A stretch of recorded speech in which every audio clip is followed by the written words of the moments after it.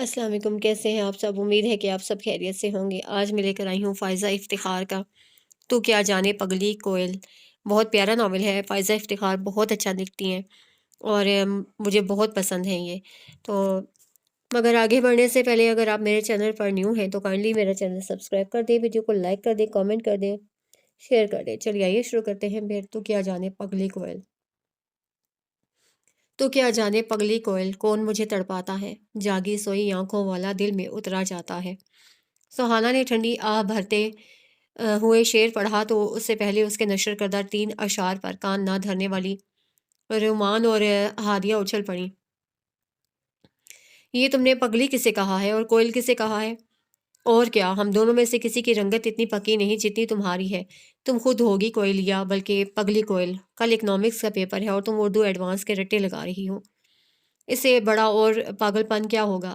احمق لڑکیوں میں اردو کے نوٹس نہیں بنا رہی، ایک عدد محبت نامہ یعنی لو لیٹر لکھنے کی کوشش کر رہی ہوں، اور ہر عمدہ محبت نامے کے لوازمات میں دل فگار اور تڑپتے مچلتے اشعار کا ہونا ضروری ہے۔ ہیں لو لیٹر سچی؟ وہ دونوں اکنامکس کے خلاصے پرے پھینکتے ہوئے اس کے قریب کھسک آئی۔ مچی اسے اترا کر ایک گلابی کاغذ ہوا میں لہرایا۔ کسے لکھ رہی ہو؟ پاگل، اتنا بھی نہیں پتا؟ ظاہر ہے کوئل کو لکھ رہی ہے۔ آخر ابتدائیہ میں اسے ہی مخاطب کیا گیا ہے کہ اے پگلی کوئل، تمہیں کچھ نہیں پتا، تم بالکل جھلی ہو۔ میں بتاتی ہوں تمہیں کہ کون مردود مجھے ستاتا ہے۔ اس کی سب سے بڑی نشانی یہ ہے کہ اس کی آنکھیں سوتے میں بھی ذرا سی کھلی رہتی ہیں اور جاگتے ہوئے بھی مندی ہوئی لگتی ہیں، بالکل کسی الو کی طرح۔ ہادیہ نے تفصیل سے شعر کی مکمل تشریح بیان کی، جسے سن کر سہانا معظم کا پارا ہائی ہو گیا۔ کسی بھی شعر کی مٹی پلیت کرانا ہو تو اسے تمہارے سامنے شعر پڑھ دینا چاہیے، مگر پتہ تو چلے کس کی شامت آئی ہے جسے یہ اشعار قسم کا لو لیٹر لکھا جا رہا ہے۔ کون ہے وہ الو کی آنکھوں والا؟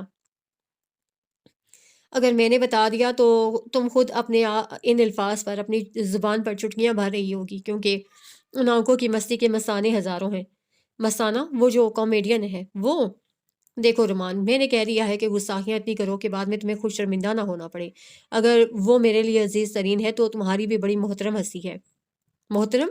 محترم تو اساتذہ ہوتے ہیں یا بزرگوار قسم کی ہستیاں۔ اب میرے کسی چاچے تائے پر تو تم فدا ہونے سے نہیں رہے ٹیچرز، تو اس کا بھی امکان نہیں۔ اسلامیہ کالج کو اسلامیہ کالج کوپر روڈ میں سوائے کلرک بادشاہ کی اور کوئی مردانہ وجود نہیں۔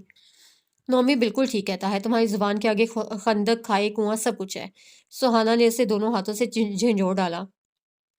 جو بات ذہن میں آئے، معقول یا نامعقول، تم نے جھڑ سے اگلنی ضرور ہے، چاہے بعد میں شرمندہ ہوتی رہو۔ اچھی بھلی مار کھانے کے بعد رومان کو شرمندہ سے انداز میں سر جھکا کے سوری کہتے ہوئے اس نے گھور کر دیکھا۔ 1000 بار کہا ہے، پہلے ایک سیکنڈ کو رک کر سوچ لیا کرو کہ تم کیا کہنے جا رہی ہو۔ بس یہ بھار سا منہ کھولا اور نکال دیے شعلے۔ وہ دیکھو ہادی کی بچی تمہارا لو لیٹر پڑھ رہی ہے۔ رومان نے لانتوں سے بچنے کے لیے اس کا دھیان دوسری طرف لگایا۔ وہ پاس آئے تو موضوع گفتگو نہ ملے، وہ لوٹ جائے تو ہر گفتگو اسی سے رہے۔ ہادیہ نے اٹک اٹک کر شیر کی ٹانگ توڑی۔ یعنی کہ یہ تو بالکل میرا والا حال ہے۔ ہیں؟ تو کیا تمہیں بھی کسی سے محبت ہو گئی ہے؟ سہانا نے سنگی بیلی سمجھ کر اسے ساتھ لپٹا لیا۔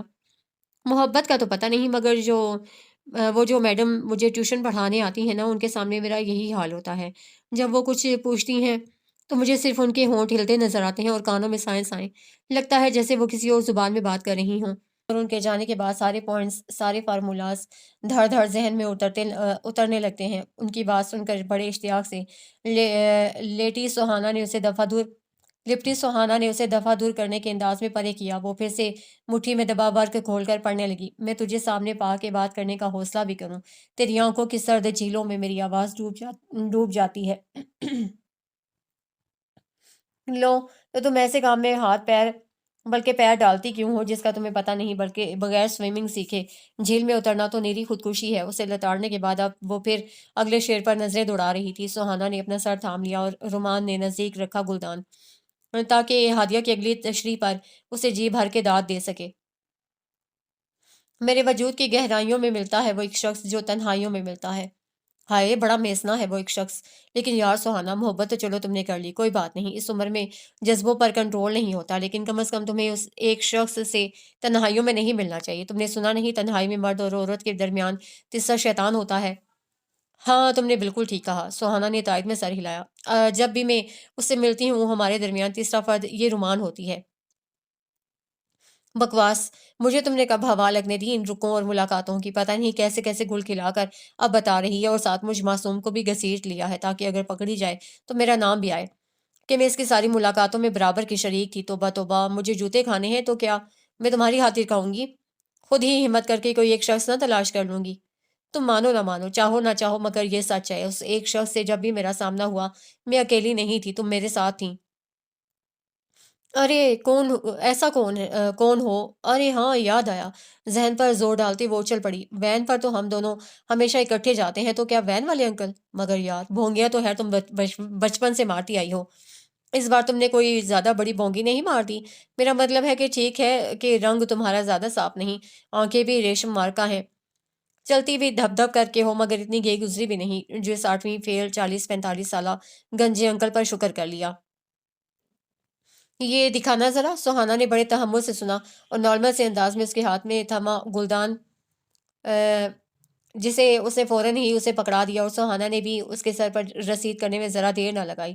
اپنے دلی جذبات مجھ سے منسوب کرنے کی مذموم حرکت مت کرو، سمجھی؟ میری آنکھیں تمہارے مقابلے میں کم پھٹی ہوئی ہیں، مگر انہیں نظر سب کچھ آتا ہے، سب پتا ہے مجھے۔ اس گنجو منجو انکل کی مٹکتی نظریں ساری وین میں کسے ڈھونڈتی ہیں اور کس کے لیے ڈیک پر وہ گانے بجتے ہیں، اندیکھی انجانی سی بھولی سی دیوانی سی۔ اور وہ کون سا والا ہے جو بلا ناغہ لگتا ہے؟ ہاں کل شب دیکھا میں نے چاند جھروکے میں، اور جس دن تم چھٹی کرتی ہو تو مکیش کے گانے لگے ہوتے ہیں، جانے کہاں گئے وہ دن، اور بھولے سے محبت کر بیٹھا، اس لیے تم میرا منہ نہ ہی کھلواؤ تو بہتر ہے۔ رومان چپ چاپ سر سے ہلاتے ہوئے اسے خونخوار نظروں سے دیکھتی رہی۔ اچانک دھڑ سے دروازہ کھلا اور پورا کھلنے کی صرف کوشش کر کے رہ گیا، کیونکہ آگے ہادیہ کشن رکھ کر تقریباً ڈھیر تھی۔ ادھ کھلے دروازے سے نومی کا سر نمودار ہوا، جسے دیکھتے ہی سہانا نے فوراً ہادیہ کے ہاتھ سے وہ گلابی کاغذ جھپٹا اور اپنی گود میں رکھی کتاب میں چھپا لیا۔ رومان خاموشی سے اس کی یہ حرکت اور نومی کا بیزار چہرہ دیکھتی رہی۔ یہ گٹھڑی تو اٹھا اور راستے سے، ایسا لگتا ہے جیسے کسی نے بوری میں بند لاش پھینک رکھی ہو۔ اس نے دروازہ پورا کھولنے کے لیے زور لگایا تو ڈھٹائی کا مظاہرہ کرتی ہادیہ بلبلا اٹھی، کمر سہلاتے ہوئے ایک طرف ہوئی۔ تمہیں بڑی مصیبت ہوتی ہے لڑکیوں کی محفل میں گھسنے کی۔ اچھا تم لوگوں نے محفل جما رکھی ہے، اور ادھر ہماری بھولی مائیں سمجھ رہی ہیں بچیاں پڑھ رہی ہیں۔ ہم پڑھ ہی تو رہے ہیں۔ رومان نے خجل ہو کر دائیں بائیں ہاتھ مارا اور جو کتاب ہاتھ لگی اسے اٹھا کر کھول لیا۔ بہت اچھے ہیں، اکنامکس کا پیپر ہے اور ابن انشا کو پڑھا جا رہا ہے۔ تمہاری جرت کیسے ہوئی میرے کمرے میں آنے کی اور ہمیں ڈسٹرب کرنے کی؟ میں شام کو پاپا سے تمہاری شکایت کروں گی۔ وہ ہمارے کھسیاہٹ کے کھمبا نوچنے لگی۔ میرے دوست آئے ہیں، اٹھ کے 4 کپ چائے بنا دو، نومی نے برادرانہ تحکم سے آرڈر دیا، جسے رومان خاطر میں نہ لائی۔ میں پیپر کی تیاری کر رہی ہوں، جا کر بھابھی سے کہو۔ وہ اس وقت ریحان بھائی کے ساتھ تو میں کھیل رہی ہے۔ سچی؟ میں ابھی جاتی ہوں۔ وہ دونوں لڑتے ہوئے کتنے مزے کی باتیں کرتے ہیں۔ ہادیہ بڑے شوق سے اٹھی، مگر آڑے ترچھے پڑے فلور کشنز سے اٹک کر نومی کے اوپر گرتے گرتے بچی۔ الہی خیر، یہ کوہ گراں کیا میرے اوپر ہی گرنا تھا؟ شکر ہے بچت ہو گئی، ورنہ اس ملبے کے نیچے سے کون مجھے نکالتا۔ جاؤ، نہیں جاتی میں۔ وہ پھر سے بیٹھ گئی۔ یوں ہی ذرا سا ترس آ گیا تھا، سوچا میں ہی بنا ڈالوں تمہارے لیے چائے، مگر اب منت بھی کرو گے تو نہیں بناؤں گی۔ منت کرنے کی نوبت نہیں آئے گی، کیونکہ میرے کسی بھی دوست کو نزلہ زکام نہیں ہے جو مجھے تمہارے ہاتھ کا بنا جو شاندہ انہیں پلانا پڑے۔ بڑی مہربانی آپ کی عنایت۔ میں دیکھتا ہوں شاید بھابھی ہی رج گئی ہوں، یا بھائی صاحب کے سیل ویک ہو گئے ہوں۔ ان کے جانے کے بعد رومان نے شاہانہ انداز میں کشن سے ٹیک لگائی اور کتاب پر نظریں جما کے بیٹھی سہانا کی طرف رخ کیا۔ تو کیا دوگی اگر درست نام بوجھ لوں تو؟ شاباش، اس نے سنجیدگی سے جواب دیا۔ اپنے پاس ہی رکھو اپنی شاباشیاں، کنجوس مکھی چوس۔ لو دل تھام کے سنو، من سہانا معظم کو کسی ایرے گہرے نتھو ہیرے سے نہیں بلکہ آنسا رومان شاہ کے بھائی سے محبت ہو گئی ہے۔ ایویں؟ ہادیہ نے اس کے بوانگے دہل دعوے کو ہوا میں مکھی کی طرح اڑانا چاہا، مگر سہانا کی شرمیلی مسکراہٹ اور دانتوں میں دبے دوپٹے کا دبانا دیکھ کر سچ مچ دل تھام لیا۔ سچی مچی؟ کیوں سہانا، صحیح پکڑا نا میں نے؟ ہاں، مگر تمہیں کیسے پتا چلا؟ تمہاری یہ بات بس ابھی ابھی ٹھیک طرح سے روشن ہوئی کہ تمہاری اس سے ہر ملاقات میری موجودگی میں ہوئی ہے، لیکن یار باقی سب تو ٹھیک ہے۔ میں نے بھی بھابھی کے لیے اتنا اونچا سٹینڈرڈ نہیں بنا رکھا، واجبی شکل و صورت والی بھابھی بھی مجھے بخوشی قبول ہوگی اگر وہ مجھ سے بنا کر رکھے، لیکن عمر کا فرق بے شک زیادہ نہیں مگر ہے تو صحیح، کہیں یہ کوئی پرابلم نہ پیدا کر دے۔ خیر اتنا زیادہ فرق بھی نہیں، تھوڑا بہت تو جائز ہوتا ہے، اصل مسئلہ تو یہ ہے کہ میں اپنے دل کی بات آگے تک کیسے پہنچاؤں۔ اسی پریم پتر کے ذریعے ساتھ میں ایک گلاب کی ادکھیلی کلی رکھ دینا۔ رومان نے پیٹھ تھپ کی۔ اور اگر تمہارے بھائی کو غصہ آ گیا پھر؟ ہاں وہاں میں غصہ آ جائے گا، وہ حضرت تو تمہارے خط آنکھوں سے لگا لگا کر پڑھیں گے۔ آخر زندگی میں پہلی بار کسی لڑکی نے خط لکھا ہوگا، اور اور اگر میں بری طرح ریجیکٹ کر دی گئی تو؟ نہیں نہیں، مجھے کسی قسم کا کوئی کمپلیکس نہیں، لیکن آخر انسان کی اپنی بھی تو کوئی پسند ہوتی ہے، شاید تمہارے بھائی کو کوئی اور۔ ارے کہاں سے ملتی کوئی اور، وہاں تو شکرانے کے نفل ادا کیے جائیں گے کہ کوئی آنکھوں والی اندھی پھنسی تو صحیح۔ ریجیکٹ کرنے کا سوال تو تب پیدا ہوتا جب سامنے لائن لگی ہوتی فدا ہونے والیوں کی، لے دے کر ایک تمہاری عقل پر ہی پردے پڑے پتھر پڑے ہیں۔ کمال ہے، میرا خیال تھا ہزاروں لڑکیاں مرتی ہوں گی۔ ہاں مر سکتی ہیں اگر وہ ان کی موجودگی میں اپنے سڑے ہوئے جوگرز اور بسانت ہماری جرابیں اتارنے کی کوشش کرے تو۔ تم کس کی بات کر رہی ہو؟ سہانا اسکولی بے عزتی پر مشکوک ہوئی۔ اپنے دلارے بھائی نریمان شال معروف نومی کی، جس کی لاٹری نکل آئی ہے تمہارے نام پر۔ تمہارا دماغ تو نہیں خراب ہو گیا؟ سہانا نے اسی یادگار گلدان سے ایک بار پھر اس کے سر کی توازو کی۔ یا تو یہ گلدان توڑ کے رہو گی یا میرا سر۔ اس نے دونوں ہاتھوں سے سر ڈھانپ لیا۔ یہ تو سنا تھا کہ اپنی گلی میں کتا بھی شیر ہوتا ہے، لیکن تم تو میرے ہی گھر میں بیٹھ کے کمال بے جگری کے ساتھ مجھ پر مسلسل تشدد کر رہی ہو۔ اگر اس وقت میں تمہارے سر پر ہوتی تو پتہ نہیں تمہاری جارحیت کس عروج پر ہوتی۔ غنیمت ہے کہ میں تمہارے گھر پر ہوں، اور یہاں یہ چٹانگ چٹانگ بھر کی گلدانیاں ہیں میرے گھر میں رکھے ہیں من من بھر کے پیتل کے گملے اور سراہیاں، ان کے ایک ہی وار سے تمہارا کام تمام ہو جاتا۔ تم نے حرکت ہی ایسی کی ہے کہ تمہارے ساتھ جو کیا جائے وہ کم ہے۔ میں نے کیا کیا ہے تم بتاؤ ہادیہ؟ ابھی اس نے اپنے منہ سے قبولا ہے کہ نہیں کہ یہ میرے بھائی پر بری نظر رکھتی ہے؟ حشر نشر تو مجھے اس کا کرنا چاہیے کہ اس کی ہمت کیسے ہوئی میرے گھر کی عزت پر ہاتھ ڈالنے کی؟ کیا اس کے گھر میں باپ بھائی نہیں ہے؟ اچھا اچھا، زیادہ سنگیتا بننے کی کوشش مت کرو۔ میں نے صرف یہ اقرار کیا تھا کہ ہاں مجھے جس سے محبت ہوئی ہے وہ تمہارا بھائی ہے، مگر صرف ایک بھائی تو نہیں۔ ریحان بھائی بھلے بھابھی سے دن کے 23 گھنٹے چونچ لڑاتے رہتے ہیں، مگر ان کی 1 گھنٹے کی محبت بھی اتنی مضبوط ہے کہ تمہاری قطعی کوئی گنجائش نہیں نکلتی۔ ان کے جھگڑوں پر مت جانا، یہ صرف دنیا والوں کو دھوکہ دینے کے لیے ہے، یا شاید نظر بد سے بچنے کے لیے کوئی کارآمد ٹوٹکا۔ خدایا میں کتھے جاواں؟ سہانا نے منہ اوپر کر کے دعائی دی۔ او اللہ کی بندی، صحیح جگہ تیرا دھیان کیوں نہیں جاتا؟ وہ تمہارے تیسرے والے بھائی؟ کیا؟ رومان خاموشی سے نمکو ٹونگتی ہادیہ بھی ہل کے رہ گئی۔ اس طرف تو دونوں کا دھیان جا ہی نہیں سکتا تھا، جانا بھی نہیں چاہیے تھا۔ کہاں وہ کہاں یہ، ایک مغرب دوسرا مشرق۔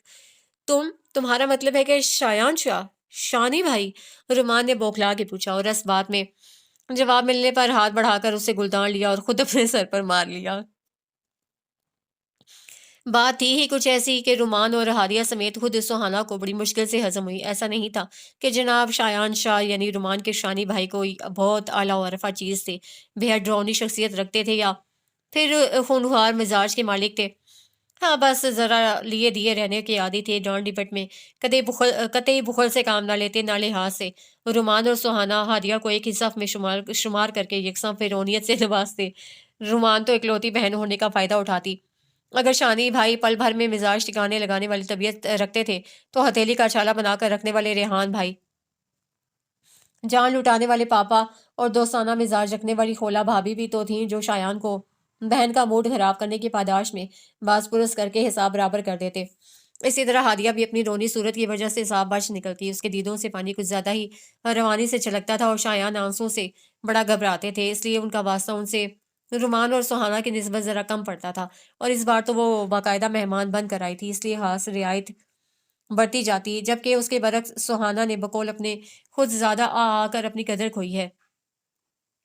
اپنے گھر کی وہ رانی تھی، ماما اور ڈیڈی کی چہیتی اکلوتی اولاد، کسی نے کبھی اونچی آواز میں بات تک نہ کی تھی۔ بے تحاشا لاڈ پیار نے اسے کچھ لاپرواہ سا، کچھ عجیب ڈھیلا سا بنا دیا تھا۔ ذہین تھی، مگر ماما اور ڈیڈی کی جانب سے زیادہ پریشر نہ ہونے کی وجہ سے پڑھائی میں زیادہ توجہ اور دلچسپی نہیں لیتی تھی۔ اپنے گھر سے زیادہ وہ شاہ پیلس میں دکھائی دیتی جو اس کے زیدی ہاؤس کے بالکل سامنے تھا۔ اس کی ماما اور رومان کی ماما فرسٹ کزن تھیں، اور بیسٹ فرینڈز بھی۔ اتفاق سے وہ دونوں ہی شادی کے کچھ عرصے بعد آمنے سامنے کے گھروں میں شفٹ ہو گئیں۔ یہ بھی اتفاق تھا کہ دونوں کے شوہر کنسٹرکشن کے بزنس سے تعلق رکھتے تھے۔ جلد ہی دونوں کزنز کی دوستی مستحکم ہوتی گئی اپنے شوہروں کے تعلقات کی وجہ سے۔ معظم زیدی اور نائمہ معظم کی سہانہ کے علاوہ کوئی اور اولاد نہیں تھی۔ سہانہ بھی بڑی منتوں اور مرادوں کے بعد شادی کے 7ویں سال عنایت ہوئی تھی، جبکہ عنایت شاہ اور فریدہ عنایت کے 3 بیٹے اور 1 بیٹی تھی۔ 2 بیٹوں کے بعد رومان سہانہ کے 5-6 ماہ بعد پیدا ہوئی تو فریدہ نے ہنس کر کہا تھا کہ سہانہ نے اپنے ساتھ کھیلنے کے لیے اپنی سہیلی کو بھی بلا لیا ہے۔ ان کی بات سچ ثابت ہوئی۔ رومان اور سہانہ کی دوستی واکر میں بیٹھنے کی عمر کے ساتھ ہی پروان چڑھ گئی۔ ویسے بھی ریحان اور شایان اپنی بہن سے بالترتیب 11 اور 8 سال بڑے تھے، اور سہانہ کا تو کوئی بہن بھائی تھا ہی نہیں، لہٰذا دونوں کو شروع سے ہی ساتھ ساتھ رکھا جاتا۔ یہ پہلے دونوں ماؤں کی مجبوری تھی، بعد میں ان دونوں کی ذاتی مجبوری بن گئی۔ اگرچہ رومان کے سال بعد ہی بقول فریدہ کے حادثاتی طور پر نریمان کی آمد بھی ہو گئی، مگر اوپر تلے کی ہونے کی وجہ سے ان دونوں کی آپس میں ذرا نہ بنتی تھی۔ ریحان کی شادی کے چند مہینوں بعد ہی فریدہ عنایت شاہ وفات پا گئیں۔ ریحان کی دلہن خولا بھابی نے گھر کو بخوبی سنبھال لیا۔ دونوں کی شادی کو 4 سال ہو رہے تھے اور ان کے 2 پیارے سے بچے بھی تھے۔ خولا خاصی خوش باش طبیعت رکھتی تھی، مزلہ سنج اور حاضر جواب، سگھڑ اور سلیقہ شعار بھی تھیں۔ سسر سے خوب گاڑی چھنتی۔ نریمان اور رومان سے بھی دوستانہ تعلقات تھے، اور تو اور صدا کے آدم مزاج شایان بھی ان کی صحبت میں کھل کے مسکرا اٹھتے۔ البتہ ریحان ہمیشہ بلبلاتے اور دہائیاں دیتے نظر آتے، مگر کوئی کان نہ دھرتا۔ سب جانتے تھے کہ یہ صرف ڈرامہ بازی ہے، در حقیقت ان کا خولا بھابی کے بغیر گزارا ناممکن ہے۔ جو بھی تھا، ان کی نوک جھونک اور پیار بھری تکرار سے گھر میں رونق لگی رہتی، ورنہ نومی تھا تو ہمیشہ کا گھر سے باہر رہنے کا شوقین۔ گھر میں ہوتا تو یا سویا ہوا پایا جاتا یا پھر کچن میں کچھ نہ کچھ کھاتے ہوئے۔ شایان تھے جو ہمہ روب داری کرنے کے خبت میں مبتلا تھے، بلا کے نفاست پسند، اپنے سب معمولات لگے بندھے اصولوں پر انجام دینے والے، ایٹیکیٹس، مینرز اور تکلفات کا حد سے زیادہ خیال رکھنے والے۔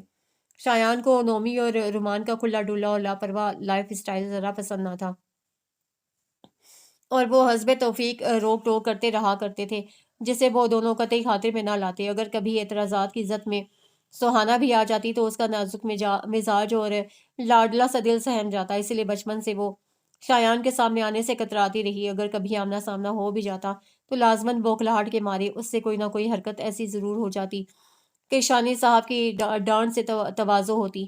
یہی وجہ تھی کہ ان دونوں کے ناخوشگوار تعلقات سے بخوبی واقف رومان اور ہادیہ یہ محبت حقیقت تسلیم کرنے سے انکاری تھیں کہ سہانہ کو محبت ہو سکتی ہے، اور وہ بھی شایان شاہ سے، جنہوں نے خود کو لائق محبت بنانے والا کوئی کام کیا بھی نہیں۔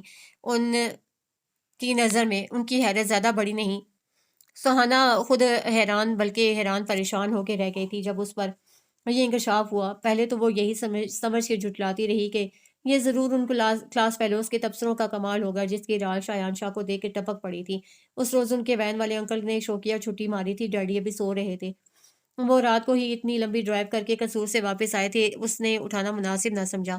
ماما کو ڈرائیونگ آتی نہیں تھی، سہانہ کو ڈرائیو کرنے کی اجازت نہیں تھی، اور ڈرائیور رکھنے کا ٹنٹنا انہوں نے کبھی پالا نہ تھا، اور تو اور اسے رکشہ، ٹیکسی یا بس پر اکیلے سفر کرنے کی اجازت ہی نہ تھی۔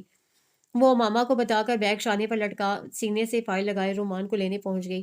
وہ بھی اس کے ساتھ وین پر جاتی تھی۔ اگر وین نہ آتی تو وہ دونوں یا تو ریحان بھائی سے درخواست کرتی یا پھر اکٹھے رکشہ میں چلی جاتی، مگر وہاں جا کر مارے کوفت کے اس کا برا حال ہو گیا جب رومان کو سوتا پایا۔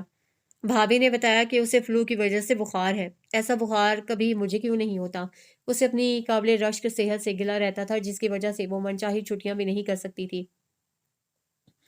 چلو اب میں تمہیں چھوڑ دوں، بھابھی میرا ناشتہ بھی مت بنائیے گا، آ کر کروں گا۔ اخبار پڑھتے ہوئے شایان نے اچانک اٹھ کر اسے ساتھ آنے کا اشارہ کیا۔ لیکن آپ تو ابھی، میرا مطلب ہے آپ 10 بجے آفس جاتے ہیں، مجھے کالج تک چھوڑنے اور پھر واپس آ کر تیار ہونے اور دوبارہ نکلنے میں کہیں آپ لیٹ نہ ہو جائیں۔ اسے یہ نعمت کی طرح ملی چھٹی ہاتھ سے نکلتی دکھائی دی۔ تو پھر تم کالج کیسے جاؤ گی؟ ریحان بھائی تو کب کے نکل چکے، پتہ نہیں انہیں آفس جانے کی اتنی جلدی کیوں ہوتی ہے۔ آپ بھی شادی کر لیں، پتہ چل جائے گا۔ وہ 8 بجے گھر سے نکلتے ہیں، آپ تو فجر کے بعد ہی پہنچے ہوں گے، نومی نے تبصرہ کیا۔ بکواس مت کرو، چبا چبا کر کہا گیا۔ اور تم چھٹی کرنے کے ارادے مت باندھو، کوئی فرق نہیں پڑتا اگر آدھ گھنٹے کی دیر ہو بھی گئی تو۔ فرق تو میری ایک دن کی چھٹی سے بھی نہیں پڑتا۔ وہ بڑبڑا کے رہ گئی اور نہ چاہتے ہوئے بھی ان کے ساتھ فرنٹ سیٹ پر بیٹھ گئی۔ چاہتی تو صاف انکار کر کے الٹے قدموں اپنے گھر لوٹ سکتی تھی، ماما نے بھلا کیا کہنا تھا، مگر یہاں آئے بغیر بھی تو گزارا نہیں، اور وہ جانتی تھی کئی روز تک انہوں نے یہ غلطی معاف نہیں کرنی۔ ہفتوں تک اس ایک چھٹی کی وجہ سے بور ترین لیکچر سننے سے بہتر تھا کہ وہ چلی ہی جاتی۔ یہ کیا ہے؟ گیئر بدلتے ہوئے شایان کی نگاہ اس کی گود میں دھری فائل پر پڑی تو ناگوار انداز میں پوچھا، یہ فائل ہے؟ اس نے بھی حیرت سے اس لائلمی کے مظاہرے کو دیکھا، لیکن یہ اس کے اوپر کیا سجا رکھا ہے؟ میرے ہاتھ ہیں۔ اس نے ہڑبڑا کے دونوں ہاتھ پھیلا کے ان کے چہرے کے سامنے کیے، دائیں ہاتھ کی تیسری انگلی کا لمبا سا ناخن ان کی آنکھ میں لگتے لگتے رہ گیا۔ اسٹوپڈ، پیچھے کرو یہ۔ گھبرا کے انہوں نے چہرہ اور اس کے دونوں ہاتھ دونوں خاصے فاصلے پر کر دیے۔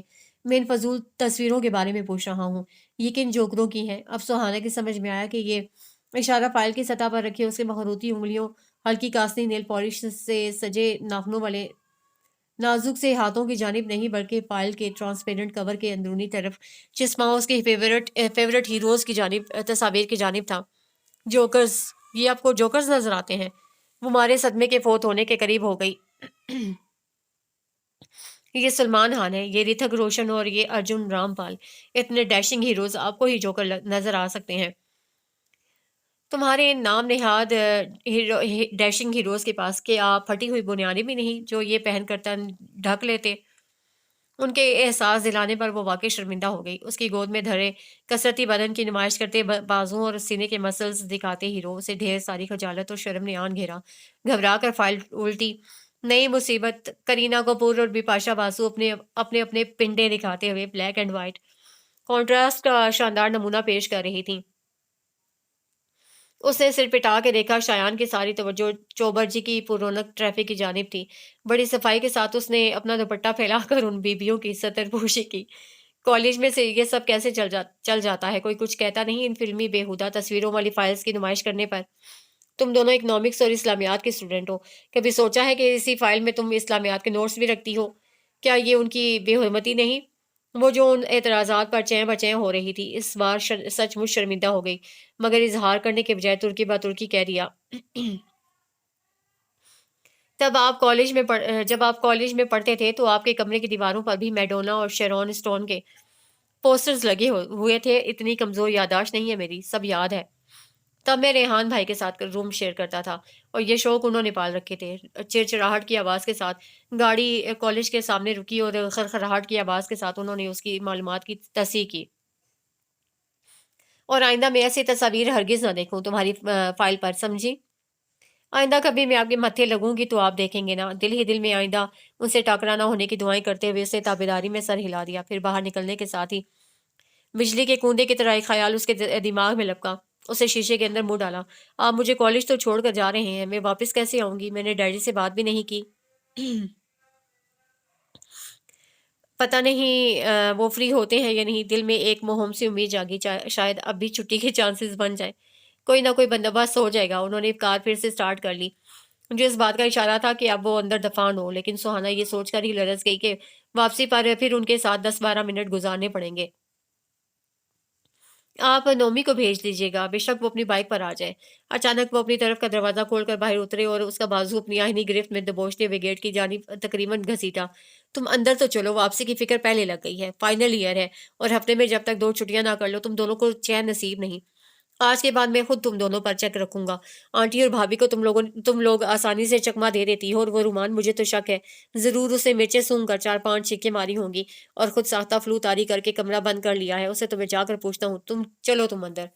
ایک دم انہوں نے اسے آگے کو دھکیلا، وہ لڑکھڑا سی گئی۔ سامنے نظر پڑی تو لڑکیوں کے جتھے کے جتھے حسب عادت گیٹ کے آس پاس موجود تھے۔ جو لڑکی صبح جلدی پہنچتی، گیٹ کے نزدیک رک کر اپنی فرینڈز کا انتظار کرتی، یوں پورا گروپ اکٹھا ہو کر کلاس کو رونق بخشتا۔ اس وقت بھی اس کی اپنی دونوں فرینڈز کے علاوہ شمائلہ کا پورا 12 رکنی گروپ اشتیاق سے یہ منظر دیکھ رہا تھا۔ دوسری کلاسز کی لڑکیاں بھی تھیں، سب کی توجہ خود پر محسوس کر کے وہ کٹ کے رہ گئیں۔ شایان شاہ کو اس عزت افزائی کے جواب میں اور تو کچھ نہیں دے سکتی تھی، جل بھن کے خداحافظ کہا اور شکریہ ادا کرنا گول کر دیا، اور بغیر مڑ کے دیکھے مرے مرے قدموں کے ساتھ آگے بڑھنے لگی۔ کس کے ساتھ آئی ہو؟ وین آج پھر نہیں آئے کیا؟ اکیلی کیوں ہو؟ رومان وہ کیا ہوا؟ बैक वक्त 14-15 लड़कियों के सवालों के हमले से वो बौखला गई। ये कौन था जिसके साथ तुम आज आई हो? ये वो सवाल था जो सब ने कोर्स की सूरत में अदा किया। सुहाना ने बादल नवाज सब मुड़ के देखा। कार जा चुकी थी। उसने शायान शाह के हुलिये का तस्वुर किया। वो जॉगिंग करके बस बैठे ही थे कि उनके आने पर खुदाई फौजदार बनकर कॉलेज छोड़ने आ पहुंचे। डार्क ग्रीन जॉगिंग सूट, पसीने और हिद्दत से तमतमाता चेहरा, पैरों में चप्पल। आते ही उन्होंने जॉगर्स उतार के आराम की गर्ज से ये हवाई चप्पल पहनी थी। सुहाना का दिल बुरा हो गया। उन्हें भी मेरे साथ जरूर ही आना था, और वो भी इस बेकार हुलिये में, सिर्फ फूं फां करते हुए। ये बुरा समूह बनाते हुए उसे जवाब दिया, रुमान के बड़े भाई हैं। यानी तुम्हारे कजन? इस सवाल पर वो ठिठकी, फिर होले से सर हिला दिया। दरअसल अपनी और रुमान की दोस्ती में वो ये भुला ही देती थी कि वो दोनों की माएँ फर्स्ट कजन थी, और इस हवाले से उनमें रिश्तेदारी भी बनती है। उसके नज़दीक तो सिर्फ ये दोस्ती ही अहम थी, बाकी सब पर से पुष्ट चला जाता था।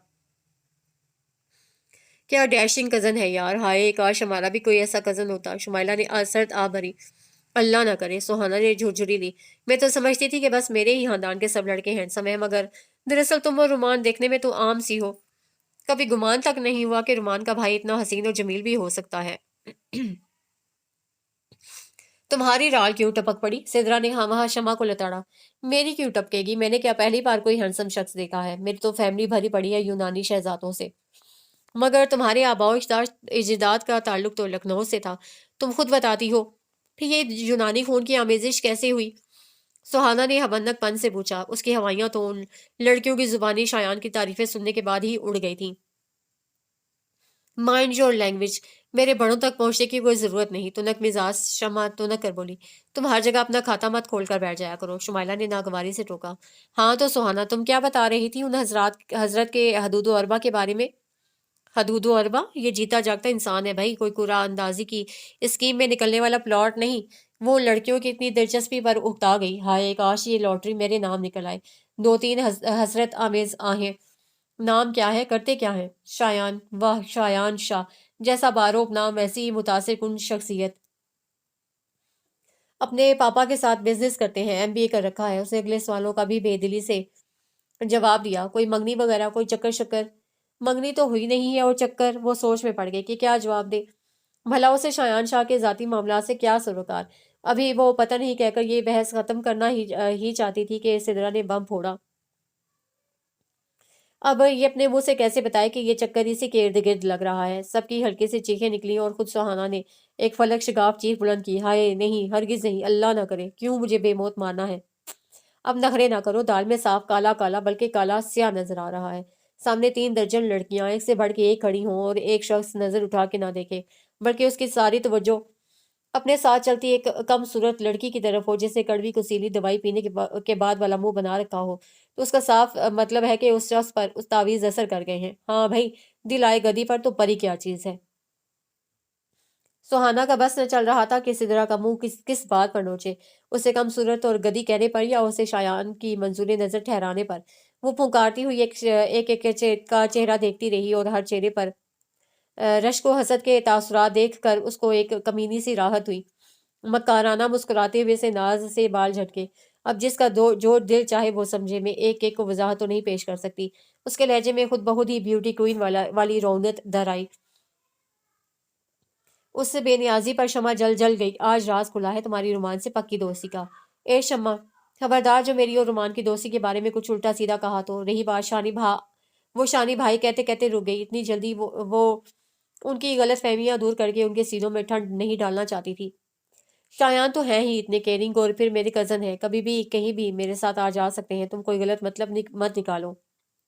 वो घबरा सी गई जब शायान नाम अदा करते ही उसकी दिल की ने एक बीट मिस की, और वो सारा दिन दिल की ऐसी ही बेईमानियों पर हैरान होते गुजरा।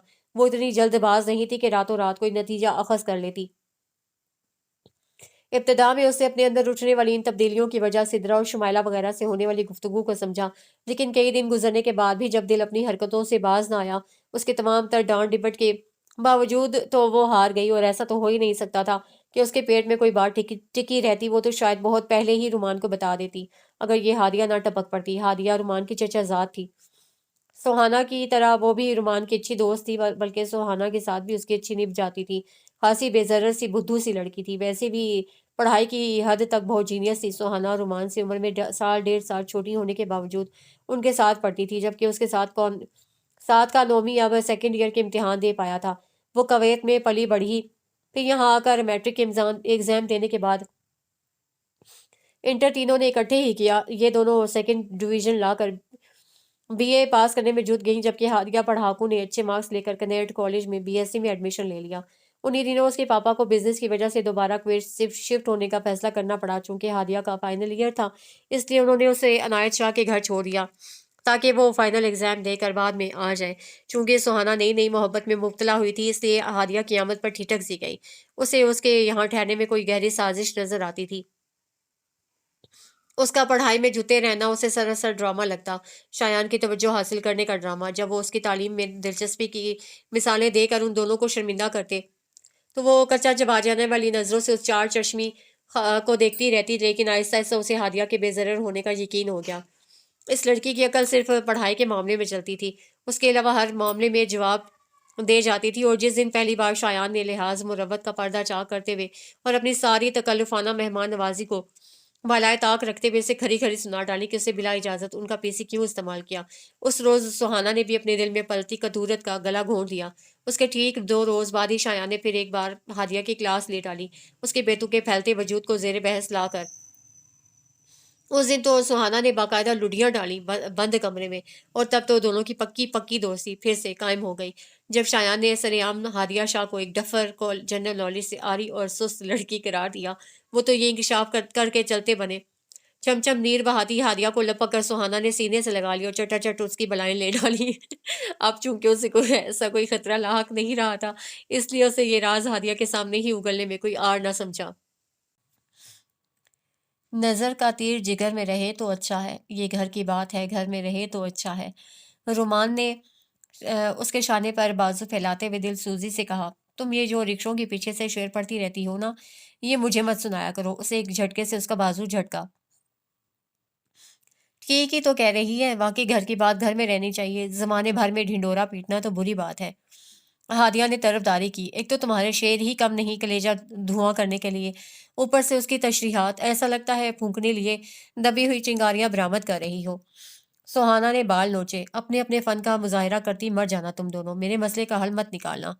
مسئلہ تو تم خود ہو اور مصیبت تمہارا دل ہے جو بڑی غلط جگہ اٹک گیا ہے۔ اس کا واحد حل تو یہ ہے کہ تمہاری جوتیوں سے تواضع کی جائے تاکہ تم از خود اس محبت سے توبہ کر لو۔ جب تمہیں کسی سے محبت ہوگی تب دیکھوں گی۔ کیا دیکھو گی؟ تمہارا سر۔ ظاہر ہے یہی دیکھوں گی کہ تم کرتی کیا ہو۔ کرنا کیا ہے، وہی جو اچھی بیویاں کرتی ہیں، کیونکہ یہ تو طے ہے کہ مجھے محبت شادی کے بعد ہوگی، اور وہ بھی اپنے شوہر سے۔ رومان نے اعلان کیا، جس پر سہانا نے ناک پھون چڑھائی۔ بڑی مہربانی اس وضاحت کی کہ آپ کو محبت شادی کے بعد اپنے شوہر سے ہوگی، ورنہ ہم یہی سمجھتے رہتے کہ شادی کے بعد جٹھانی کی تایا سے ہو جائے گی۔ محبت اوروں کو بھی ہوتی ہے، مگر تمہاری تو لگتا ہے سچ مچ مت ماری گئی ہے، واہی تباہی بکے جا رہی ہو۔ تو کچھ کرو نا میری اچھی بہنا۔ وہ بے بس ہو گئی۔ چھوٹی بہنا کہو، وہ اترائی۔ اچھا چھوٹی ننھی منی بہنا، کچھ تو کرو کہ میرے دل بے چین کو قرار آئے۔ مجھے امید کا کوئی جگنو، آس کی کوئی تو تتلی تھماؤ۔ اتنی ننھی ننھی جانوں کا تم کیا کرو گی؟ ہادیہ کو فکر لگ گئی، بیچارے بے زبان جگنو اور تتلی۔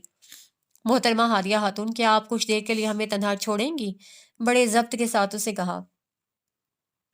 خاتون، شرم کرو، میں تم دونوں سے 1.5 سال چھوٹی ہوں، اور تم دونوں دھڑلے سے مجھے خاتون، اور رہی بات یہاں سے جانے کی تو ٹھیک ہے، چلی جاتی ہوں۔ ویسے بھی بڑوں کی محفل میں بچوں کا کیا کام؟ تم لوگ باتیں بھی تو ایسی کر رہی ہو جس سے مجھ جیسی معصوم بچی کے اخلاق کے بگڑنے کا اندیشہ ہے۔ بڑے آرام سے وہ کتابیں اٹھا کے چلتی بنی۔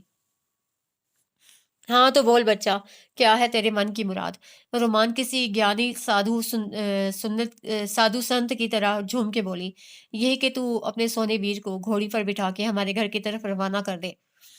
مگر بچہ، ہمارا ویر آنکھ کان اور دماغ رکھتا ہے، اور خوش قسمتی سے دوسروں کی نسبت کچھ زیادہ ہی چالو رکھتا ہے۔ اس کو چابی بھر کے تو میں تمہارے گھر کی طرف روانہ نہیں کر سکتی، اور پھر وہ ایک عدد زبان بھی رکھتا ہے۔ اگر پوچھ بیٹھا کہ نی بہنے ادھر کی یہ،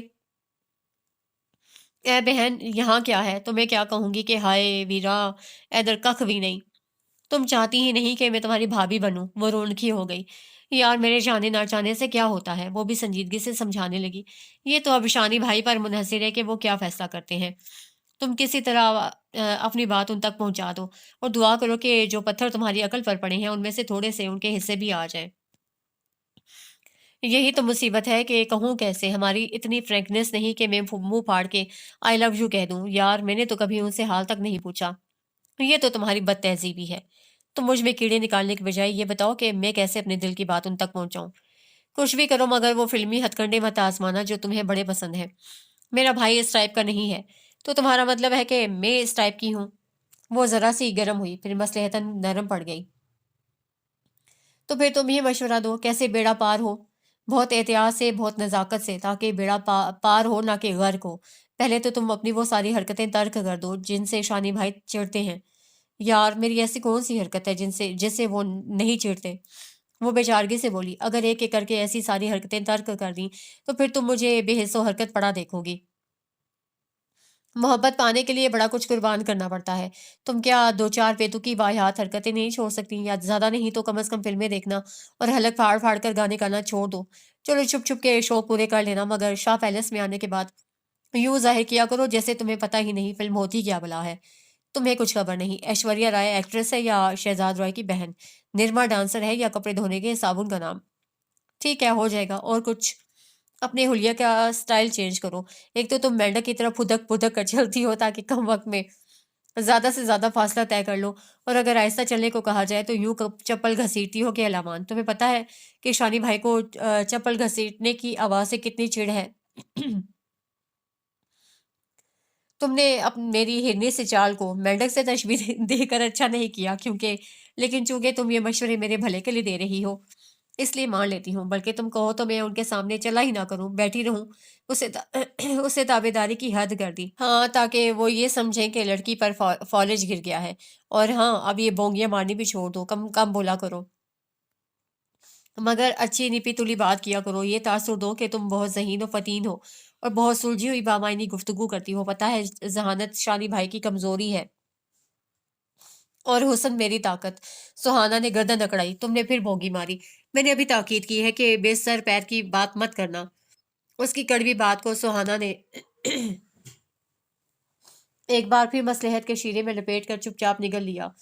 چند ایسے شوق اور مشاغل پالو جو بڑے نفیس اور شاعرانہ فنکارانہ سے ہوں، جیسے مصوری، افسانہ نگاری، مطالعہ، شاعری وغیرہ وغیرہ۔ اس کے ساتھ ساتھ ساتھ ایک آدھ گھریلو شوق بھی پورا اختیار کر لو، مثلاً کوکنگ بیکنگ وغیرہ کے جوہر دکھاؤ، ان کے کمرے کو وقت نکال کے دل سے سوارو سجاؤ، اپنے سگڑاپے کے جھنڈے گاڑو، یعنی ہر طرح سے ایک بی بی بچی بن کے دکھاؤں۔ یہ تو بہت مشکل ہے یار، مصوری کیا ہاک کرنی ہے، سیدھی لائن تک تو کھینچتی نہیں مجھ سے۔ اور افسانہ نگاری تمہیں تو پتہ ہے، برسات کا ایک دن اور میرا پسندیدہ کھیل جیسے موضوعات پہ میں 50 سطروں کا مضمون تک خود سے نہیں لکھ سکتی، وہ ہمیشہ رٹے مارے ہیں۔ یہی حال شاعری کا ہے، مجھے تو وزن میں بات تک کرنا نہیں آتی، مصرے کیا بناؤں؟ ہاں مطالعہ کیا جا سکتا ہے، بلکہ کرتی تو ہوں۔ ہر مہینے 4 ڈائجسٹ آتے ہیں گھر پر، اور رضیہ بٹ کے سارے ناول بھی کالج لائبریری سے لے کر پڑھ رکھے ہیں۔ اس قسم کے مطالعے کے روب میں میرا بھائی نہیں آنے والا، اس پر اپنی قابلیت کا سکہ جمانا ہے تو سعادت حسن منٹو، عصمت چغتائی، الطاف فاطمہ، اشفاق احمد، شیکسپیئر، وڈزورتھ اور چارلس ڈکنز کی تصنیفات پڑھو۔ میری توبہ! ہاں یہ کیا جا سکتا ہے کہ ان کتابوں کو کھول کر بیٹھی رہوں، انہیں کیا پتہ چلے گا کہ پڑھ رہی ہوں یا نہیں۔ اور وہ کوکنگ، یہ سب سے مشکل کام ہے، مجھے صرف چائے بنانا آتی ہے۔ اور تمہیں یاد ہے ایک بار مہمان آنے پر میں بڑی شان سے ٹرے سجا کے ڈرائنگ روم میں لے گئی، سارے کپ سوسر میں رکھے، چینی ڈالی کے دودھ انڈیلا، اور جب ٹی پاٹ اٹھا کے کپ میں قہوہ ڈالنا چاہا تو ٹی پاٹ اٹھاتی چلی گئی مگر ایک قطرہ تک نہ نکلا۔ میں چائے کے لیے قہوہ تو دم کرنا ہی بھول گئی، اور تمہارے بھائی کے کمرے میں مزید سنورنے کی گنجائش ہے ہی کب جو میں اپنی صلاحیتوں کا مظاہرہ کروں۔ کپڑے ان کے سارے ڈرائی کلین ہو کے آتے ہیں، مجال ہے جو ایک چیز ادھر سے ادھر رکھی ہو، سب اپنے اپنے مقام پر نفاست اور کرینے سے موجود، کسی چھڑے کا کمرہ تو لگتا ہی نہیں۔ اپنی طرف سے تو میں یہی کر سکتی ہوں کہ آرائشی کمکمے یا جھنڈیاں لا کر سجا دوں، اور تو اور کسی چیز کی کمی نظر نہیں آتی، نہ ڈیکوریشن کی، نہ صفائی کی، نہ توازن کی۔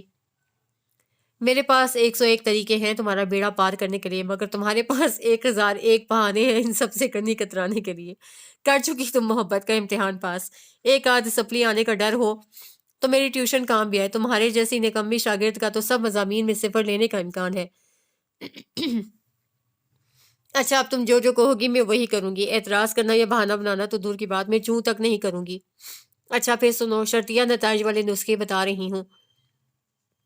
کتنی بری بات ہے یہ روز روز کی چھٹیاں کرنا، کلف زدہ سفید دودھ یونیفارم میں، نیلی پٹی والا دوپٹہ سر پر جمائے، وہ منہ اور آنکھیں دونوں یکساں پھاڑے دروازے کی طرف دیکھ رہی تھی۔ جیسے ہی شایان بھائی آتے نظر آئے، اس کا بٹن آن ہو گیا اور رومان کلر رٹایا ہوا سبق وہ فر سنانے لگی۔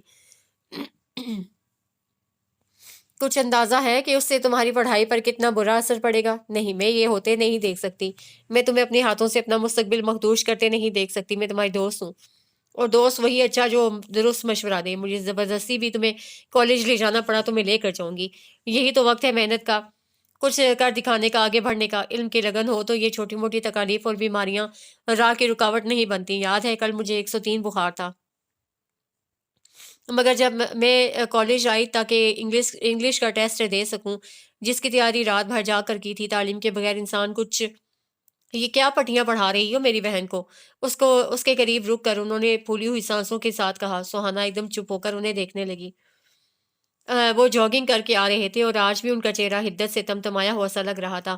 ڈارک گرین جاگنگ سوٹ میں کثرتی بدن، دراز قد اور گندمی رنگت بے حد نمایاں ہو رہی تھی۔ اب بولتی کیوں بند ہو گئی ہے؟ دیکھو سوہانا بی بی، تمہیں اس روز بھی سمجھایا تھا کہ پڑھائی میں دلچسپی لو، یہ تمہارا فائنل ایئر ہے، بجائے اس کے کہ تم خود سیریس ہو تم اس بے وقوف رومان کو بھی اکسا رہی ہو۔ ضرور شاپنگ یا کسی فرینڈ کی طرف جانے کا پروگرام بن رہا ہوگا جس کے لیے تم اسے کالج جانے سے روک رہی ہو۔ کیا میں تو وہ ہکلا کے رہ گئی۔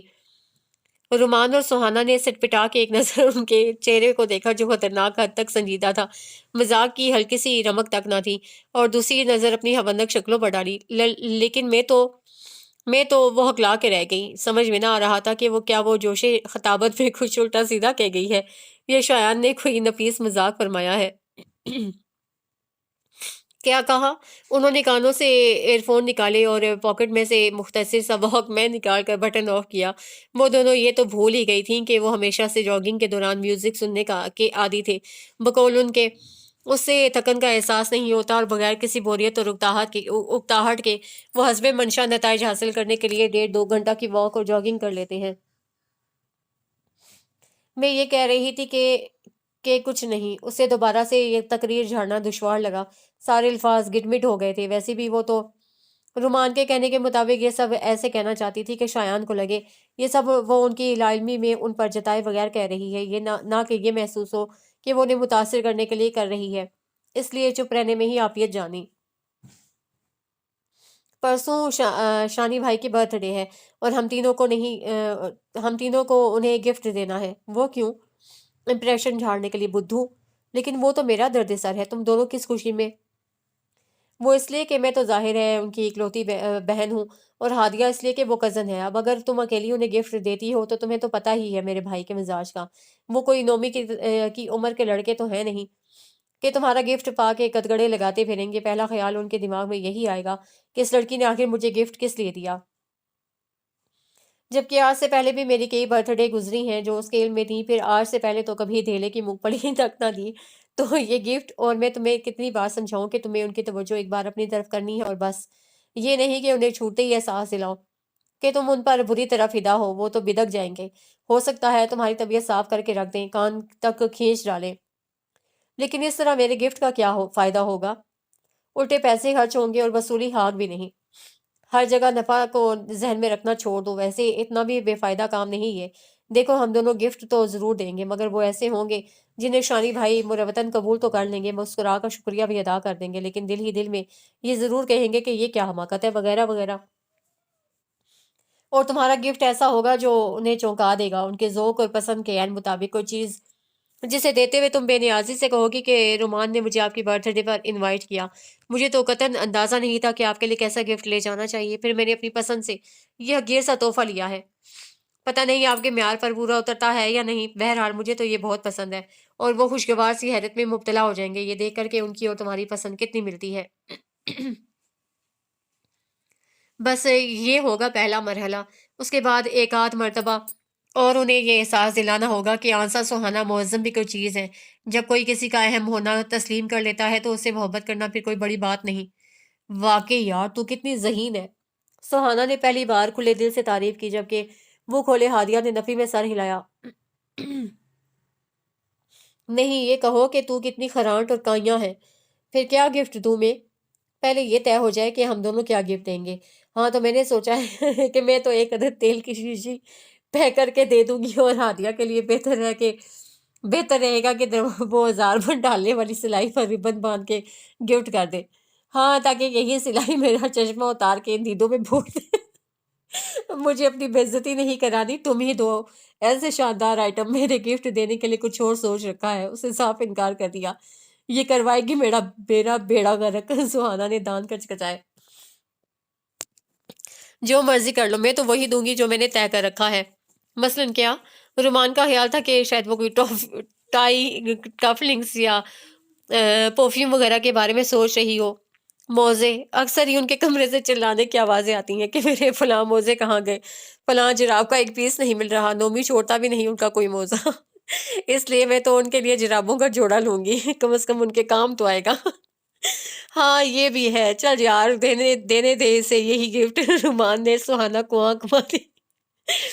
یہ بیچاری کیوں ہماری پلاننگ کی وجہ سے اپنی بےعزتی کرائے، اور موزوں کی وجہ سے ہو سکتا ہے اس کی قدر و منزلت شانی بھائی کی نظر میں بڑھ جائے۔ اب ہم یہ طے کرتے ہیں کہ تم کیا گفٹ دو گی۔ میں بتاؤں سہانا، ہادیہ اپنے موضوع والی تجویز کی پذیرائی پر کھل اٹھی اور بڑھ چڑھ کے مشورے دینے لگی۔ تم ایسا کرو، انہیں ایک ویکیوم کلینر لا دو، ماسی کے ساتھ وہ روز کھچ کھچ کرتے ہیں کہ وہ گرد بہت اڑاتی ہے۔ اپنا ویکیوم کلینر ہوگا تو خود ہی اپنے کمرے کی صفائی کر لیا کریں گے۔ کیا ہوا؟ ہاں مہنگا ہوگا۔ ان کے چہروں کے تاثرات سے اسے اتنا اندازہ تو ہو گیا کہ یہ مشورہ کسی کو پسند نہیں آیا۔ ایک نسبتاً سستی تجویز بھی ہے، فنہائل کی گولیاں یا کوپیکس پاؤڈر۔ تمہیں تو پتہ ہے کتنے صفائی پسند ہیں وہ، لیکن لان میں کھلنے والی کھڑکیوں سے اکثر آ جانے والے کیڑے مکوڑوں سے کتنے پریشان رہتے ہیں۔ تمہارا یہ تحفہ ان کا مسئلہ ختم کر دے گا۔ یا رومان، یہاں ایک گلدان پڑا ہوتا تھا۔ سہانا نے ادھر ادھر نظریں دوڑائیں۔ تو کیا آپ تم رومان کو کہ کمرے کی چیزیں اٹھا کے اس کے بھائی کو گفٹ کرو گی؟ وہ اس کا ارادہ بھانپے بغیر پوچھنے لگی۔ خدا سمجھے اس نومی کے بچے کو جو میرے کمرے کا واحد آلہ قتل وہ بلیک اور سلور گلدان اٹھا کے اپنے کمرے میں لے گیا۔ اب کے رومان پہ بن آ گئی۔ ہادیہ، ایسا ہے کہ اب ہم کچھ ایسی گفتگو کرنے والے ہیں جس سے تمہارے اخلاق پر برے اثرات مرتب ہونے کا اندیشہ ہے، اس لیے بہتر ہے کہ تم اپنے اخلاق و کردار کو سمیٹتے ہوئے کہیں اور کا رخ کرو۔ سہانا نے اسے بازو سے پکڑ کر اٹھایا اور دھکیلتے ہوئے کمرے سے نکال کر دروازہ بند کر دیا۔ سوچ لیا، رومان نے چٹکی بجائی۔ شانی بھائی کو مطالعے کا بہت شوق ہے، اور وہ بھی مشکل ناموں والے رائٹرز کے انگریزی ناول اور تحقیقی کتب۔ اگر تم ایسے ہی کسی عجیب و غریب نام والی موٹی سی کتاب خرید کر انہیں گفٹ کر دو تو تمہاری قابلیت کا احاطہ رو پڑے گا، تم بڑی پڑھاکو بازوق قسم کی لڑکی سمجھی جاؤ گی۔ ہاں یہ ٹھیک ہے، میں آج شام کو ہی کسی بک شاپ پر جاتی ہوں۔ ارے بھائی، تمہیں یہ لانے کی کیا ضرورت تھی؟ سہانا کو بری طرح محسوس ہوا کہ انہوں نے صرف اسی سے گفٹ لیتے ہوئے یہ فکر ادا کیا تھا اور تمہیں پہ خاصا زور ڈالتے ہوئے کہا تھا۔ رومان نے مجھے انوائٹ کیا تھا، بہت اصرار کے ساتھ۔ اسے جھوٹے ہی جتایا کہ وہ بن بلائی مہمان نہیں ہے اس خالصتاً گھریلو سادہ سی تقریب کی، جو کہ رومان نے سرپرائز دینے کے لیے اچانک ہی پلان کی تھی، اور مجھے خالی ہاتھ آنا مناسب نہیں لگا۔ میں تو آپ کی پسند کے بارے میں کچھ اندازہ بھی نہیں رکھتی تھی، اس لیے خاصی سوچ بچار کے بعد یہ کتاب لے لی۔ دراصل میری دلچسپی آج کل ان کتابوں تک ہی محدود ہے، پتہ نہیں آپ کو کیسی لگے۔ رومان کی ہدایت کے عین مطابق وہ بڑے نپے تلے انداز میں اور ٹھہرے ہوئے لہجے میں بات کرتی بڑی سلجھی ہوئی سی لگ رہی تھی۔ لباس کا انتخاب بھی اس کے کہنے پر کیا تھا، میرون سلک ویلوٹ کا پلین سوٹ اور سلک کا دوپٹہ جس کے کناروں پر گرے لیس لگی تھی، خاصی سوبر مگر کھلی کھلی اور نمایاں لگ رہی تھی۔ لباس کی تراش خراش کی سادگی اور رنگ کا شوق ہونا بہت متوازن تاثر قائم کر رہے تھے۔ مگر مجھے شادی بیاہ کے گیتوں کی سلیکشن سے کیا دلچسپی ہو سکتی ہے، یا پھر کسی زنانہ رومانی ناول سے؟ وہ تمسر سے ہنسے. پھر بھی یہ تحفہ ہے اس لیے شکریہ کے ساتھ قبول کر لیتا ہوں. آپ نے یہ اندازہ کیسے لگایا کہ اس میں ایسی کوئی خرافات ہوگی؟ وہ اپنے بارے میں ان کی رائے جان کر تب گئی. میں صرف انگلش ناولز پڑھتی ہوں اور میری معلومات بھی صرف ان کے بارے میں ہیں، اس لیے صرف یہی گفٹ کر سکتی ہوں. اگر میں نے کبھی زنانہ رومانی ناولز پڑھے ہوتے تو شاید اس بارے میں بھی سوچتی. English novels. Oh I see. Harry Potter, am I right? وہ ایک بار پھر بھڑکی لیکن مزید وضاحت کے بجائے ایک مدبرانہ سی مسکراہٹ بکھیرتی پلٹ گئی، جیسے کسی ناسمجھ بچے کی معصوم سی بات پر کوئی مسکرا کر درگزر کرنا چاہے. شایان شاہ نے حیرت سے اس کے سہج سہج اٹھتے قدموں کو دیکھا. سہانا کیا ہوا؟ کیا پھر ساتھ والوں کے امرود توڑنے کے لیے دیوار پھلانگی تھی؟ جی جی نہیں تو پھر ایسے کیوں چل رہی ہو؟ میں تو ہمیشہ ایسے ہی چلتی ہوں، اسے سفید جھوٹ بولا اور بڑی دیدہ دلیری سے بولا، جسے سن کر اسے بچپن سے کلانچے بھرتا دیکھتے آ رہے شایان شاہ محض شانے اچکا کے رہ گئے. خیریت چاہتی ہے تو بھاگ ادھر سے. آج پھر وین والے انکل غائب تھے اور ان کا لاسٹ پیپر بھی تھا. وہ فائل اٹھائے رومان کے ہاں پہنچی. فائل سے سارے جوکرز غائب تھے. اس نے بطور خاص اسے نمایاں کر کے تھام رکھا تھا، لیکن گیٹ کے پاس پہنچتے ہی نہ جانے کہاں سے رومان پھدک کر باہر نکلی اور اسے دھکے دیتے ہوئے نکالنے لگی. ابھی تو سہانا بیل تک نہ بجا پائی تھی. ہوا کیا ہے؟ کیوں ایسے کھینچ رہی ہو مجھے؟ اس کے سوال کا کوئی جواب دیے بغیر رومان نے ہاتھ دے کر سامنے سے گزرنے والا رکشہ روکا. ابھی پیپر شروع ہونے میں پورا 1.5 گھنٹہ ہے. میں نہیں بیٹھنے والی اس پٹیچر رکشے میں. شایان جوگنگ کر کے آنے ہی والے ہوں گے، ان سے کہیں گے کہ وہ لفٹ دے دیں.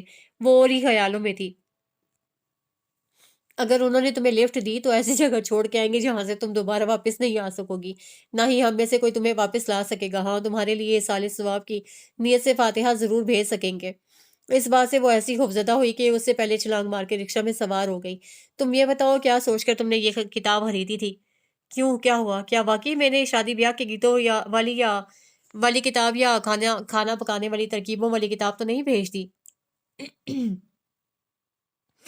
تھا تو وہ انگریزی ناول ہی، مگر تمہیں کس عاقبت نااندیش نے اس کتاب کے بارے میں بتایا تھا؟ کسی نے نہیں، میں نے خود بقلم خود بذات خود یہ کتاب چوز کی تھی. واؤ کتنا یونیک سا نام تھا. ڈال ہنٹر یعنی گڑیوں کا شکاری. ضرور کوئی علامتی نوعیت کا یا تجریدی قسم کا ناول ہوگا. ان کے نام ایسے ہی ہوتے ہیں جیسے اردو کے علامتی افسانوں کے عنوانات بغیر سر پیر کے ہوتے ہیں. خلا بھابھی سے ایک بار لے کر پڑھے تھے نا اشفاق احمد کا توشے بلے، مظہر الاسلام کا اب لائن مین شہر کی شکایت کس سے کرے، اور مستنصر حسین تارڑ کا بابا بغلوس وغیرہ وغیرہ. احمق لڑکی وہ ایک انتہائی فحش اور بےہودہ ناول تھا. ایک عیاش مرد کی داستان جو بھولی بھالی لڑکیوں کو نت نئے طریقوں سے اپنے جال میں پھنساتا تھا. ہیں کیا واقعی؟ ہائے اللہ کرے میں مر جاؤں. مرنے سے پہلے یہ بھی سن لو کہ نہ صرف پڑھنے کی حد تک بلکہ اس میں جا بجا عریاں تصاویر بھی شامل تھیں. آنکھیں بھلے کتنی چھوٹی کیوں نہ ہو، نظر تو آتا ہے نا تمہیں، ایک بار کھول کے نہیں دیکھ سکتی تھی؟ میں تو رائٹر کے نام پر ہی فدا ہو گئی. البرٹ ڈی میلو فرانس علی بکنو. کس قدر باروپ اور کلاسیکل نام ہے. اب مجھے کیا پتا تھا ایسے کلاسیکی اور شائستہ نام والے رائٹر نے ایسے گند مچائی ہوگی. ہائے اب میرا کیا ہوگا. چلی تھی امپریشن بنانے اور لٹیا ہی ڈبو آئی. وہ باقاعدہ چہکوں پہکوں رونے لگی. میں اب ان کا سامنا کیسے کروں گی؟ سامنا کرنے کی ضرورت بھی کیا ہے؟ تمہیں تو یہ سوچنا چاہیے کہ ان سے سامنا نہ ہو. ایسے امکانات پر غور کرنا چاہیے جن سے تمہارے اور ان کے ٹاکرے کا سوال ہی پیدا نہ ہو. اور میری محبت، اس پر اب تم فاتحہ پڑھ لو. سب تمہاری وجہ سے ہوا ہے. تمہارا مشورہ تھا کہ ہاں، اور یہ بھی میں نے کہا تھا کہ اچھی بھلی صاف ستھری کتابیں چھوڑ کر یہ گھٹیا ناول اٹھا لانا. کتنا کہا تھا کہ مجھے ساتھ لے چلو، مگر نہ جی. دھن سوار تھی خود سارے کارنامے انجام دینے کی. اوپر سے رومانوں سے جی بھر کے جھاڑتی پھٹکارتی رہی، مگر اندر ہی اندر وہ اس کے بچاؤ کی کسی بہتر طریقے پر غور کر رہی تھی. ایک بہانہ سوجھ گیا. شایان شاہ ابھی تک لائم تھے کہ کتاب کھولنے کے بعد ان کا غیظ و غضب رومان اور اس کے ذریعے سہانا پر آشکار ہو چکا ہے. وہ تو اتفاق سے رات کو رومان نے یوں ہی حسب عادت کچن کا چکر لگانے کا سوچا تاکہ کیک کی باقیات سکون سے بیٹھ کر اڑائی جائیں کہ اس کی نظر خلا بھابھی کو کتاب لہرا لہرا کر دکھاتے شادی بھائی پر پڑی. لگتا ہے میری ترکیب نے ضرورت سے زیادہ جلدی اثر دکھا دیا ہے. ذرا سنوں تو دیور بھابھی میں کون سے راز بانٹے جا رہے ہیں. اور ذرا قریب ہو کے سننے پر اسے اندازہ ہوا کہ معاملہ کیا ہے تو سرپٹ اپنے کمرے میں پناہ لی۔ شانی بھائی بھابھی کو تاکید کر رہے تھے کہ رومان کو پتہ نہ چلنے پائے، ورنہ وہ سہانا کو خبر کر دے گی یہاں آنے سے۔ اس لڑکی کی تو میں خود خبر لوں گا، آنے تو دو۔ ان کی دھمکی بیچاری رومان کو لرزائے دے رہی تھی۔ اب اس نے اسی اتفاقیہ حادثے کا فائدہ اٹھانے کا سوچا۔ انگلش کی پروفیسر سے ایک معیاری دلچسپ تاریخی ناول کا نام پوچھا، اسی بک شاپ سے خریدا، اسی کی سٹیمپ لگوائی اور ویسے ہی گفٹ ریپر میں لپیٹ کر سہانا کے ساتھ گھر پہنچی۔ لنچ آورز میں اکثر شانی بھائی گھر آ جاتے تھے اور آج تو بطور خاص موجود تھے۔ تھینک گاڈ بھائی آپ یہیں موجود ہیں۔ آپ نے اب تک وہ سہانا والا گفٹ کھولا تو نہیں؟ دیکھے نا اس بیوقوف لڑکی کی حرکت، اگر آج مجھے رائٹنگ پیڈ لینے کے لیے وہاں نہ جانا ہوتا تو کیسے پتا چلتا کہ گفٹ تبدیل ہو گئے تھے؟ گفٹ تبدیل ہو گئے تھے مگر کیسے؟ یہ تو پتہ نہیں، شاید بک کے ایک جیسے سائز یا پھر ایک سے گفٹ ریپر کی وجہ سے میں جلدی میں اس آدمی کا پیک کروایا ہوا گفٹ اٹھا لائی۔ وہ پھر میرا والا وہیں چھوڑ گیا تاکہ اگر کبھی میں آؤں تو بک شاپ والا میرا مجھے واپس دے دے اور اس کا لے لے۔ بس اتفاقاً ہی آج رومان کی وجہ سے ہم دوبارہ وہاں گئے تو اسے یہ پکڑایا کہ بیوی آپ اپنا بھول گئی تھی اور ایک دوسرے گاہک کا گفٹ اٹھا کر لے گئی تھی۔ آپ نے اگر اس کی پیکنگ کھول بھی لی ہے تو کوئی بات نہیں، میں ایسے ہی واپس کر دوں گی۔ آپ یہ والا رکھ لیجئے پلیز، یہ میں نے بطور خاص آپ کے لیے پسند کیا تھا، بلکہ مجھے تو اس وقت سے یہ سوچ کر شرمندگی ہو رہی ہے کہ اگر اس پیکنگ میں سے سچ مچ کوکب کا دسترخوان یا ہیری پوٹر نکل آیا تو آپ کیا سوچیں گے؟ بے حد معصوم چہرے کے ساتھ اس نے بیک وقت اتنے جھوٹ روانی سے بولے کہ رومان تک پھڑک پھڑک اٹھی۔ شاہنشاہ اسے دیکھتے رہے اور پھر اسی خاموشی سے اپنے کمرے کی طرف پلٹ گئے۔ تقریباً 7-8 منٹ بعد ان کی واپسی ہوئی تو وہی کتاب بے حد مضبوطی سے ایک نہیں دو ریپرز میں پیک بلکہ سیل تھی، جا بجا ٹیپ لگا کر بند کیا گیا تھا۔ اسے کھولنے کی ضرورت نہیں، اسی طرح لے جا کر اس ذلیل انسان کے منہ پر مارنا۔ اب انہوں نے سہانا کا لایا ہوا تازہ ترین گفٹ کھولا، روس کے مایا ناز ادیب پی رومانوف کے افسانوں کا انگریزی ترجمہ تھا۔ ان کے چہرے پر استجاب اور شوق کے تاثرات دیکھ کر دونوں کی جان میں جان آئی۔ یہ تم ہر روز کیا پلیٹیں اٹھا کے لے آتی ہو؟ اسے مسلسل چوتھے روز اینڈ ڈنر کے وقت ٹرے میں ڈھکے ہوئے پکوان لاتے دیکھ کر شایان شاہ نے ٹوکا۔ بھائی ہماری سہانا دراصل کوکنگ کورسز کر رہی ہے۔ خولا بھابھی نے وہی کہا جو انہیں بتایا گیا تھا، ورنہ اصل میں تو بی بی سہانا آج کل رزلٹ سے پہلے والی طویل چھٹیاں بستر توڑنے میں گزار رہی تھی۔ تو یہ صلاحیتوں کے گر کیا ہم پہ ہی آزمانے ہیں؟ نومی نے دل جلایا۔ ایسا تو مت کہو، کل کے نرگسی کوفتے دیکھے تھے تم نے؟ اتنی نفاست سے بنائے گئے تھے، لگتا ہی نہ تھا پہلی بار بنائے گئے ہیں۔ اور سچ تو یہ تھا کہ وہ سہانا کی چچی کا کمال تھا۔ اور فرائیڈ رائس تو کمال کے تھے، بالکل کسی اچھے چائنیز ریسٹورنٹ کے ٹیسٹ والے۔ ریحان بھائی کی داد پہ وہ گڑبڑا گئی کہ کہیں انہوں نے اسے ریسٹورنٹ سے چکن فرائیڈ رائس اور منچورین پیک کرواتے تو نہیں دیکھ لیا تھا۔ آج کہاں سے، میرا مطلب ہے آج کیا لائی ہو؟ ہادیہ نے بے چینی سے پوچھا۔ نہاری اور فرائی مچھلی۔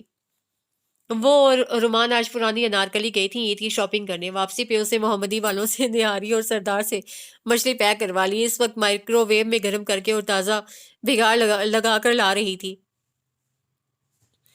سہانا تمہارے ہاتھ میں تو سچ مچ جادو ہے۔ بے چاری خولا بھابھی حیران کم پریشان زیادہ ہو گئی کہ اچھی بھلی کو کھونے کے باوجود ان سے بھی نہاری اس پائے کی نہیں بن پاتی تھی۔ ظاہر ہے محمدی والے جو مسالے 50 سالوں سے استعمال کر رہے تھے وہ ان کا کاروباری راز تھا، اور اس میں وہ کسی گہرے کو کیوں شریک کرتے؟ ایسے ہی تو لاہور میں سب سے زیادہ ان کی نہاری نہیں بکتی۔ شایان نے البتہ پہلا لقمہ کھاتے ہی اسے گہری نظروں سے دیکھا۔ وہ اندر سے بے شک ہل گئی مگر ظاہر نہ ہونے دیا اور ڈھٹائی کا مظاہرہ کرتے ہوئے بھابھی کو خود ساختہ ٹپس بتانے لگی جن پر عمل کر کے مچھلی کو زیادہ سے زیادہ خستہ انداز میں تلا جا سکتا ہے۔ مسالہ لگانے سے پہلے مچھلی کو آدھا گھنٹہ تک دودھ میں بھگوئے رکھے، اس سے اس کی اسمیل ختم ہو جاتی ہے اور بڑی کراری سی فرائی ہوتی ہے۔ واقعی اگلی بار ضرور کر کے دیکھوں گی۔ ظاہر ہے اس انسٹیٹیوٹ میں پروفیشنل اور کوکنگ ایکسپرٹ بتاتے ہوں گے تمہیں۔ اور نہاری پکاتے ہوئے وہ کچھ مناسب سی چیز سوچ رہی تھی، اس میں انڈیلنے کے لیے کہ شایان بول اٹھے۔ آدھا کپ سنگترے کا رس ملا لینے سے گوشت جلدی گل جاتا ہے اور رنگت بھی خراب نہیں ہوتی ہے نا سہانا؟ کل ہی میں نے BBC فوڈ پہ سنا تھا۔ وہ گڑبڑا گئی مگر پھر ان کے چہرے کا اعتماد اور سنجیدگی دیکھ کر فٹ اس بات میں سر ہلا دیا کہ اب وہ کہہ رہے تھے تو سنا ہی ہوگا، جھوٹ تھوڑا ہی بولتے ہیں وہ۔ البتہ نومی ضرور بڑبڑایا، یہ بی بی سی فوڈ پہ نہاری کی ترکیب کب سے چلنا شروع ہو گئی؟ چلیں یہ بھی ہو سکتا ہے، مگر آپ نے بی بی سی نیوز کے بجائے بی بی سی فوڈ کب سے دیکھنا شروع کر دیا؟ سہانا کو کسی گڑبڑ کا احساس ہوا، اس کی پیشانی سے پسینہ پھوٹ بہا۔ چور نظروں سے اسے شایان کی جانب دیکھا، وہ مچھلی کھانے میں مگن تھے۔ اچانک رومان نے ٹی وی پہ یہ خبریں سن کر شور مچا دیا۔ چاند نظر آ گیا، کل پہلا روزہ ہوگا۔ سبھی ایک دوسرے کو مبارکباد دینے لگے۔ سہانا نے دھیرے سے شایان شاہ کو چاند کی مبارکباد دی۔ آپ کو بھی اس مقدس مہینے کی آمد مبارک ہو۔ پتہ ہے اس بابرکت مہینے میں ایک نیک عمل کا اجر 10 گنا زیادہ ملتا ہے، لیکن اگر ایک برا کام کیا جائے تو گناہ بھی 10 گنا زیادہ ہوتا ہے، اس لیے اب یہ لمبی لمبی چھوڑنا بند کر دیں۔ رسان سے کہتے کہتے اچانک انہوں نے اپنی روبدار نظریں اٹھائیں اور آخری فکرہ تنبیہ کرتے ہوئے ذرا سخت الفاظ میں ادا کیا۔ سہانا کے ہاتھوں میں رکھی ٹرے کپ کپا اٹھی اور اس میں رکھی خالی پلیٹیں لرز لرز گئیں۔ اس بار روزے اتنی سردی میں نہیں آئے تھے، کم از کم پہلا عشرہ تو بغیر ٹھٹرتے سحری کرتے گزرا تھا۔ پچھلے 2 سالوں سے روزے بھرپور سردیوں میں آ رہے تھے۔ سحری کے وقت گرم گرم بستر سے نکلنا ہی ایک مشکل مرحلہ تھا، کہیں اور جانے کا تو سوال ہی پیدا نہیں ہوتا تھا، لیکن اس بار وہ افطاری کے علاوہ سحری میں بھی وہیں پائی جاتی۔ اسے کشاں کشاں کھینچ لے جانے کے لیے شایان شاہ کی کشش ہی بہت تھی۔ رومان بھی اس کی پھیریوں سے بہت خوش تھی۔ اب اسے بھابھی کی مدد کرنے کے لیے 3 بجے رات کے اٹھنا نہیں پڑتا تھا۔ وہ مزے سے پڑی سوتی رہتی اور سحری کرنے کے لیے وقت کے وقت اٹھتی، بلکہ سچ تو یہ ہے کہ اسے سہانا کو شایان پہ اپنے سگڑھاپے اور سلیقہ شعاری کی دھاک بٹھانے کا مشورہ بہت سوچ سمجھ کر دیا تھا۔ یہ اس کے ذاتی مفاد میں جاتا تھا۔ صرف ایک ہی سرزنش پہ وہ محتاط ہو گئی تھی اور دوبارہ بازار سے کھانا لا کر اپنے نام منسوب کرنے کی غلطی نہیں دہرائی۔ اس کے برعکس اپنی جھیب مٹانے کے لیے وہ سچ مچ بھابھی کے ساتھ کچن میں وقت گزارنے لگی۔ افطاری پہ مزے مزے کی ڈشز بنتی، سحری پہ گول پراٹھے بنانے کی ناکام کوشش کی جاتی۔ چند ہی روز کی پریکٹس کے بعد کل اسے شایان کے لیے بالکل صحیح انڈا فرائی کر لیا تھا، اور ساتھ ہی نمک کالی مرچ وغیرہ رکھنا بھی نہیں بھولی تھی۔ اپنی دانست میں یہ اس کا خاصا اہم کارنامہ تھا، اور آج آملیٹ بھی گزارے لائق بن ہی گیا تھا۔ بھابھی کے فریز کر کے رکھے چکن رول، قیمہ سموسے اور شامی کباب وہ تل کر افطاری میں ان کا اچھا خاصا ہاتھ بٹا دیا کرتی۔ اس کی یہ کارگزاری آخر کار شایان کی نظر میں آ ہی گئی، جبھی تو سحری کے لیے مہمانوں کی طرح آ کر بیٹھی رومان اور ہادیہ کو جھاڑ کر رکھ دیا۔ یہ تم دونوں سجی سجائی ٹیبل پہ کس ڈھٹائی سے آ کر بیٹھ جاتی ہو؟ اگر سہانا روزانہ آ کر بھابھی کی مدد نہ کرے تو وہ تو ہلکان ہو کر رہ جائیں۔ اتنے لوگوں کی طرح کے لیے مختلف طرح کی سحری تیار کرتے ہوئے کل سے میں تم دونوں کو بیڈ پہ اینڈتے نہ دیکھوں۔ بھابھی آپ انہیں جگا کر زبردستی کام کروایا کریں۔ اب تو پڑھائی کا بہانہ بھی نہیں، سارا دن فارغ رہ کر تھکتی نہیں ہے یہ۔ آخر سہانا بھی تو ہے، اپنی چھٹیوں اور فراغت کا ناجائز فائدہ اٹھانے کے بجائے انہیں کارآمد بنا رہی ہے، اپنے لیے بھی اور دوسروں کے لیے بھی۔ ابھی سہانا ٹھیک طرح سے اترا بھی نہ پائی تھی کہ شایان شاہ نے اپنی توپوں کا دھانا اس کی طرف موڑ دیا۔ سہانا کل سے تم سحری پہ بالکل مت آنا۔ ایک تو ویسے ہی مجھے پسند نہیں یوں اندھیرے میں گھر سے نکلنا، چاہے 2 قدم کے فاصلے پر ہی کیوں نہ جانا ہو، اور دوسری بات یہ کہ آخر گھر پہ آنٹی اور انکل کو بھی تو تمہاری ضرورت ہوگی۔ تم اپنی صلاحیتوں سے ہمیں فیضیاب کرنے کے بجائے اپنی ماما کو آرام پہنچاؤ تو زیادہ بہتر ہے۔ بھابھی کی مدد کے لیے رومان اور ہادیہ کافی ہیں، لیکن میں ماما وہ تو اسے بروقت بہانہ نہ سوجھا۔ حسب روایت رومان کمر کس کے میدان میں اتری۔ ہیلے بہانے ہمیشہ اس کے پاس وافر مقدار میں ہوتے تھے۔ شانی بھائی، یہ اپنی خوشی سے نہیں آتی ہے، بلکہ میں خود بلاتی ہوں۔ ڈیڈی تو شوگر کی وجہ سے باقاعدگی سے روزے رکھ ہی نہیں پاتے، اور آنٹی کی سحری صرف چائے بریڈ اور بوائل ایگ پر مبنی ہوتی ہے۔ یہ بیچاری صرف اپنے لیے سحری کا تکلف کرنے سے گھبراتی تھی، اس لیے میں نے اور بھابھی نے ہی اسے کہا کہ یہاں آ جایا کرے، مل جل کر کام بھی ہو جائے گا اور سحری بھی۔ ویسے بھی اسے اپنے گھر کی تنہائی کی نسبت یہاں کی رونق اور ہلا گلا بہت بھاتا ہے۔ اسے آخری فکرے پہ مقدور بھر زور ڈال کر کہا۔ شایان پہ رتی بھر اثر نہ ہوتے دیکھ کر مزید اضافہ کیا، یہ تو یہاں تک کہتی ہے کہ اس کا یہاں سے جانے کو جی ہی نہیں چاہتا، تو اس کا مطلب یہ تو نہیں کہ تم اپنے آرام اور سستی کو بڑھاوا دینے کے لیے اسے یہیں رکھ لو۔ بس بہت ہو گیا، کم از کم اپنی چھٹیوں میں تو بھابھی کا بوجھ ہلکا کر دو۔ چھوٹے بچوں کی ذمہ داری کے ساتھ ساتھ وہ ہم سب… اوہو شایان، بس بھی کرو، میں کیا زمانے سے نرالی عورت ہوں؟ بھابھی نے ٹوکا۔ سبھی عورتیں اپنے اپنے گھر اور فیملی کی ذمہ داری نبھاتی ہیں۔ رومان میری ہیلپ کرتی ہے، مگر تمہیں پتہ نہیں چلتا کیونکہ تم آفس میں ہوتے ہو، اور صبح یہ سو رہی ہوتی ہے جس سے تمہیں لگتا ہے کہ یہ آرام طلب ہے۔ میں خود ہی اسے نہیں جگاتی، کئی ماہ سے پڑھائی کی وجہ سے اس کی نیند خراب رہی ہے، اچھا ہے کہ جی بھر کے اپنی نیندیں پوری کر لے۔ اور اگر آپ کو اتنا ہی خیال ہے بھابھی کا تو آپ پاپا کی بات مان کیوں نہیں لیتے، کیوں نہیں شادی کے لیے ہاں کر دیتے؟ موقع سے فائدہ اٹھا کر رومان نے طاق کر حملہ کیا۔ خلاف عادت شایان نے گھور کر اپنے کام سے کام رکھو کہنے کی بجائے ساری توجہ ناشتے پہ رکھی۔ اس خاموشی کو بھابھی اور ریحان بھائی نے معنی خیز نظروں سے دیکھا۔ سہانا نے خشک ہوتے حلق کو میٹھی رسی کے بڑے سے گھون سے تر کیا اور اپنی گھبراہٹ پہ قابو پانے کی کوشش کرنے لگی۔ فجر کی نماز ادا کرنے کے بعد وہ بھابھی کے پاس لاؤنج میں آ بیٹھی، جو اس وقت سحری کے برتن سمیٹنے کے بعد اب وقت گزاری کے لیے کل کا اخبار پڑھ رہی تھی۔ وہ باقی سب کی طرح دوبارہ سونے کی بجائے یہیں بیٹھ کر تلاوت، تسبیح یا مطالعے میں یہ 1.5 2 گھنٹے گزارتی۔ روما اب اسکول جانے لگی تھی، اس کے ساتھ ساتھ نومی کو بھی کالج بھیجنا ہوتا۔ بعد میں ریحان بھائی کے آفس جانے کے بعد وہ اپنے کمرے کا رخ کرتی۔ آج افطاری میں کیا بنے گا بھابھی؟ آج کوئی خاص اہتمام نہیں ہو سکے گا، چنے بھگوئے ہیں، ابال کر چاٹ بنا دوں گی اور ساتھ ہی بیسن بھی گھول کر رکھ جاؤں گی، بس آلو اور پالک کے سادہ پکوڑے بن جائیں گے۔ کھانے میں بھی زیادہ آئٹم نہیں بن پائیں گے۔ آج دال پکاؤں گی اور مٹر پلاؤ کے لیے بھی مسالہ بھگا کے رکھ دوں گی۔ واپس آ کر جلدی سے دال کو تڑکا لگے گا اور چاول ڈال کر دم دے دوں گی۔ ساتھ میں رائتا اور کباب تو فریزر میں ہی ہیں، وہ تل لیں گے۔ بلکہ میں سوچ رہی ہوں واپسی پہ افطاری کے لیے گورے بیکرز کی چکن کچوری لیتی ہوں۔ بھابھی کیا آپ کہیں جا رہی ہیں؟ سہانا کیا ہو گیا تمہیں؟ کل تم نے اور رومان نے ہی تو میرے ساتھ پروگرام بنایا تھا مارکیٹ جانے کا۔ وہ حیران ہو گئی کہ سہانا اور شاپنگ کا پروگرام بھول جائے۔ او ہاں، ذہن سے ہی نکل گیا۔ بس میں تمہیں اور رومان ہاریہ کو لاسٹ وارننگ دے رہی ہوں، جو جو بھی چیز رہتی ہے وہ آج ہی خرید ڈالو، سوائے چوڑیوں اور جویلری کے۔ آج آخر چاند رات کو نکلنے کے لیے بھی تو تمہیں کوئی بہانہ چاہیے۔ یاد رکھو رمضان کا آخری عشرہ عبادت کا ہوتا ہے، اس کا ایک ایک لمحہ قیمتی ہے۔ کون جانے قسمت میں اگلے رمضان شریف کی سعادت لکھی ہے یا نہیں۔ اس لیے ان دنوں کم سے کم ایسی مصروفیات رکھو جن کی وجہ سے عبادت میں خلل پڑتا ہو۔ میں نے نریمان سے کہہ دیا ہے کہ انہیں اپنے دوستوں کو کوئی افطار پارٹی دینا ہے تو اسی ایک ہفتے میں دے دیں، اس کے بعد میں بالکل حامی نہیں بھروں گی۔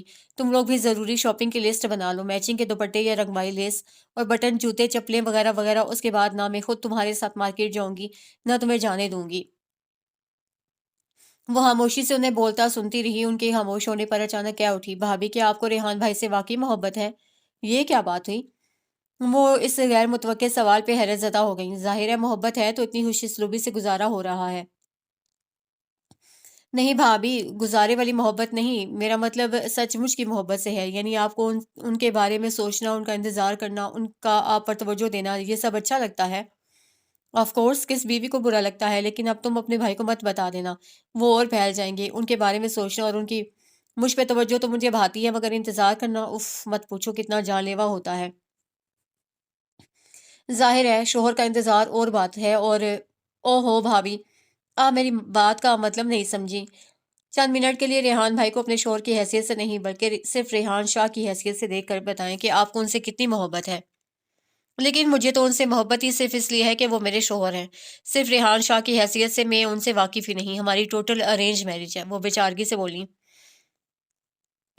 اس کا مطلب ہے کسی سے بھی آپ کی محبت شادی ہوتی، محبت تو ہو ہی جانی تھی۔ اس کے لہجے میں مایوسی در آئی۔ پلیز ایسی باتیں مت کرو، وہ گھبرا سی گئی۔ اس کا تصور ہی مجھے ہراساں کر دیتا ہے، ایسا سوچنے میں بھی عجیب بدیانتی سی محسوس ہوتی ہے۔ بھلا کیوں ہوتی میری شادی کسی اور سے؟ خدا نہ خواستہ، جوڑے تو اوپر آسمانوں پہ بنتے ہیں، ہمارا میل اللہ نے لکھا تھا، پھر کوئی اور کیوں آتا؟ بھابھی کیا واقعی نکاح کے دو بول فریقین کے دلوں میں ایک دوسرے کے لیے محبت پیدا کر دیتے ہیں؟ میرا تجربہ اور مشاہدہ تو یہی کہتا ہے۔ بھابھی سے کی گئی یہ گفتگو سے ایک نئی سوچ میں غلطاں کر گئی۔ چھوڑو یار، یہ اظہار وغیرہ کے طریقے پہ ریسرچ، بس تم کسی طرح اپنے بھائی کی شادی مجھ سے کرا دو۔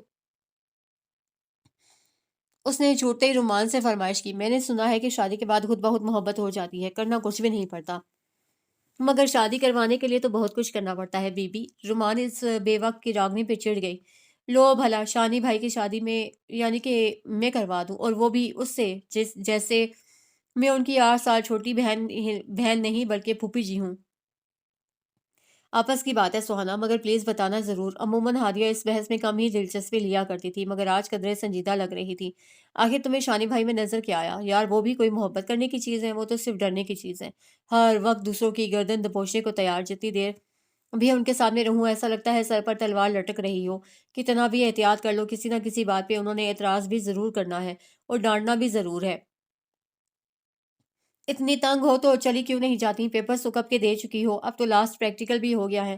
سہانا کو اس کی بات ذرا پسند نہ آئی۔ جانا تو تھا مگر ماما اور پاپا کا اپنا پروگرام بن گیا یہاں کرنے کا، اس لیے میں نے یہ سوچا یہ 20 دن بھی کسی نہ کسی طرح گزار لوں، بعد میں اکٹھے ہی چلیں گے۔ لیکن مجھے نہیں پتا تھا کہ تمہاری نظروں میں اس بری طرح کھٹکتی ہوں کہ تم یوں منہ پھاڑ کے مجھے واپس آنے کا کہہ دو گی۔ عادت سے مجبور ہادیہ فوراً آنکھوں میں آنسو بھر لائی تو رومان نے ہمدردی کا وائپر تھاما اور لگی مطلع صاف کرنے۔ یار کس کی بات کو دل پر لے رہی ہو؟ پتہ بھی ہے کہ محترمہ عشق کی ماری ہوئی ہیں، ورنہ پہلے یہ بھی آدمی تھیں کام کی۔ سہانا باہر سے بڑی ہی لے اور بڑے ہی ترنم کے ساتھ پکارا گیا، نومی کی آواز، اور اتنے لوچ و گداز کے ساتھ سہانا کا نام وہ تینوں چونک گئیں۔ سہانا، سہانا سفر اور یہ موسم حسین، ہمیں ڈر ہے ہم کھو نہ جائیں کہیں۔ سہانا، سہانا۔ رومان کے کمرے کے باہر کھڑے نریمان کے ریکارڈ کی سوئی اسی ایک لفظ پر اٹک کے رہ گئی تھی۔ جنہیں یہ موسم سہانا لگنا چاہیے انہیں لگتا نہیں، اور یہ بیچارہ حلق پھاڑ پھاڑ کے ہلکان ہو رہا ہے۔ ہادیہ نے افسوسناک تبصرہ کیا۔ 2 کپ چائے، 1 پلیٹ نمکو اور چند عدد بسکٹ۔ دروازے میں سے جھانک کر نومی نے حکم جاری کیا۔ تمہارے دوستوں کو کیا گھر پر چائے نصیب نہیں ہوتی؟ رومان جل کے بولی۔ آج ضرور نصیب ہوئی ہے کیونکہ آج وہ رونق افروز نہیں ہوئے۔ یہ چائے کا آرڈر شایان بھائی کی طرف سے آیا ہے، وہ کہہ کر چلتا بنا اور سہانا نے فوراً کچن کی جانب دوڑ لگائی۔ رومان یار تو سچ کہتی ہے، عشق اندھا ہوتا ہے بلکہ لولا لنگڑا خبط الحواس ہوتا ہے، کوئی جسمانی و دماغی ایپ نہیں جو اس میں موجود نہ ہو۔ یہ عشق ہی تو ہے جو سہانا جیسی سست الوجود اور زمانے بھر کی بہانہ باز لڑکی پل بھر میں چائے بنانے کو تیار ہو گئی، ورنہ یہ چائے بنائے ناممکن، اور وہ بھی کس کے لیے؟ اور وہ بھی ناممکن، اور یہ بھی عشق کا ہی کرشمہ ہے جو تمہارے شانی بھائی کی طرح آؤ بھگت ہو رہی ہے، ورنہ ان کے کب کسی سے ایسے تعلقات قائم ہو سکے ہیں یا ہو سکیں گے کہ کوئی ان کی خاطر اتنا تردد کرتا؟ مجھے تو یہ سوچ سوچ کر حیرت ہوتی ہے کہ کوئی اس قسم کے انسان سے بھی محبت کر سکتا ہے۔ اس کے اتنے تفصیلی حیرت زدہ بیان پر رومان کو تاؤ آ گیا، جو بھی تھا کہ شایان شاہ اس کے بھائی تھے۔ یہ اس قسم کے انسان سے تمہارا کیا مطلب ہے؟ اس کے تیور دیکھ کر ہادیہ گڑبڑائی۔ نہیں، میرا مطلب ان کے غصے سے تھا۔ کتنے غصے والے انسان سے تصور میں محبت کرتے ہوئے بندے کی روح قضا ہو جائے؟ پتہ نہیں سہانا کتنا حوصلہ کیسے ہوا کہ، اور آنے والے وقت نے پتہ نہیں کس کے حوصلے کا امتحان لینا تھا۔ رومان اس رات دیر تک سوچتی رہی کہ کس طرح یہ بات پاپا تک پہنچائی جائے۔ بہت سوچنے کے بعد بار بار صرف اور صرف ہولا بھابھی کا نام ہی ذہن میں آتا تھا۔ ان کے سوا اور کسے وہ اس راز میں شریک کر سکتی تھی، مگر انہیں بتانے کے لیے بھی ایک ہچکچاہٹ تھی جو اسے روکے ہوئے تھی۔ آخر وہ کیا کہے ان سے؟ کیا یہ کہ شانی بھائی اور سہانا ایک دوسرے کو پسند کرتے ہیں؟ نہیں، اتنا بڑا اور صاف جھوٹ کیسے بول دے؟ اگر شانی بھائی کو پتہ چلا تو وہ اس کی جان ہرگز نہیں بخشنے والے، اور یہ بھی تو نہیں کیا جا سکتا کہ اس سہانا کے بچے کے یک طرفہ جذبات کی کتھا سنا ڈالوں۔ بھابھی کا سب سے پہلا سوال یہ ہوگا کہ یہ تو سہانا چاہتی ہے، آخر شایان بھائی کی مرضی اور پسند کیا ہے؟ وہ پھر سے الجھ گئی اور بھابھی کو بتانے کی نیت سے کمرے سے نکلتے نکلتے رک گئی۔ اف کیا کروں، کیسے بتاؤں، اور کیا میرے بتانے سے مسئلہ حل ہو جائے گا؟ میں اس کے سوا اور کیا کہہ سکتی ہوں بھابھی سے کہ شایان بھائی کے لیے سہانا سے بہتر لڑکی اور کوئی نہیں ہو سکتی۔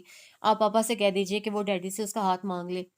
لیکن بھابھی یہ بات پاپا سے کس منہ سے کہیں گی؟ کیا اسی منہ سے جس سے وہ رات پاپا کو ہادیہ کے لیے رائے پیش کر رہی تھی؟ میری منت سماجت کے باوجود میری بات نہیں مانیں گی کہ میرے ہی کہنے پر پاپا نے انکل سے ہادیہ کی بات کی ہے، اور شایان کو بھی میں نے ہی رضامند کیا ہے۔ اب میں خود ایک دوسری لڑکی کے لیے یہی سب دوبارہ کیسے کروں؟ ہائے اللہ جی، کاش میں وہ 2 دن پہلے ساری باتیں بھابھی سے کر لیتی، مگر انہیں بھی تو بڑی جلدی پڑی تھی۔ اکیلے سب کچھ سوچ لیا، پاپا سے بھی کہہ دیا، اور تو اور وہ شانی بھائی جو پچھلے 3 سالوں سے شادی کے نام پر بدک رہے تھے انہیں بھی چند جذباتی مکالمے ادا کر کے رضامند کر لیا۔ توبہ توبہ، روزے میں بھی کتنا کام کرتا ہے ان کا دماغ، اور میں تو روزہ رکھ کے ایسا بے سدھ سوتی ہوں۔ اسی سوتے رہنے کی وجہ سے یہ ساری گڑبڑ ہوئی ہے۔ 36 گھنٹوں کے اندر اندر سارا پروگرام طے ہو گیا اور میری ناک کے نیچے طے ہو گیا، مجھے خبر تک نہ ہو سکی۔ وہ بند کمرے کے اندر ہی ٹہل ٹہل کر بڑبڑاتی رہی، باہر نکل کر بھابھی سے بات کرنے کی ہمت نہ کر سکی، اور کرتی بھی کیسے؟ اب کیا ہو سکتا ہے؟ ویسے ہونے کو تو بہت کچھ ہو سکتا ہے، آخری لمحے تک ہو سکتا ہے، مگر اس وقت جب کرنے والے کے پاس اختیار ہو، اس کے پاس اور کچھ نہیں تو کم از کم شانی بھائی کی رضامندی کا ایڈوانٹیج ہی ہوتا تو وہ پانسا پلٹ سکتی تھی۔ لیکن یہ سہانا بھی ایک دم نکمی لڑکی ہے، 4 مہینے سے اظہار کی کوشش فرما رہی ہے، مجال ہے جو بات آگے بڑھی ہو، اسی نے ہمت کر لی ہوتی تو آج میرے بجائے خود شایان بھائی اس کا نام لے رہے ہوتے۔ सब कुछ आनन फानन ही तो हुआ था। बस परसों रात को इफ्तारी के बाद हल्की फुल्की गुफ्तगू के दौरान हादिया की वापसी का जिक्र चला तो पापा कहने लगे, भई हम तो इतने महीनों में आदी हो गए हैं हादिया कि अब ये जाएगी तो कितनी वीरानी और उदासी सी हो जाएगी घर में। इस बात पर खीर खाती हुई भाभी के मुंह में चमचा एकदम से मुंजमद क्यों हो गया था, ये रुमान ने देखा जरूर मगर सरसरी सा। वो चौंक कर हादिया और फिर बड़े मगन अंदाज में कॉफी पीते शायान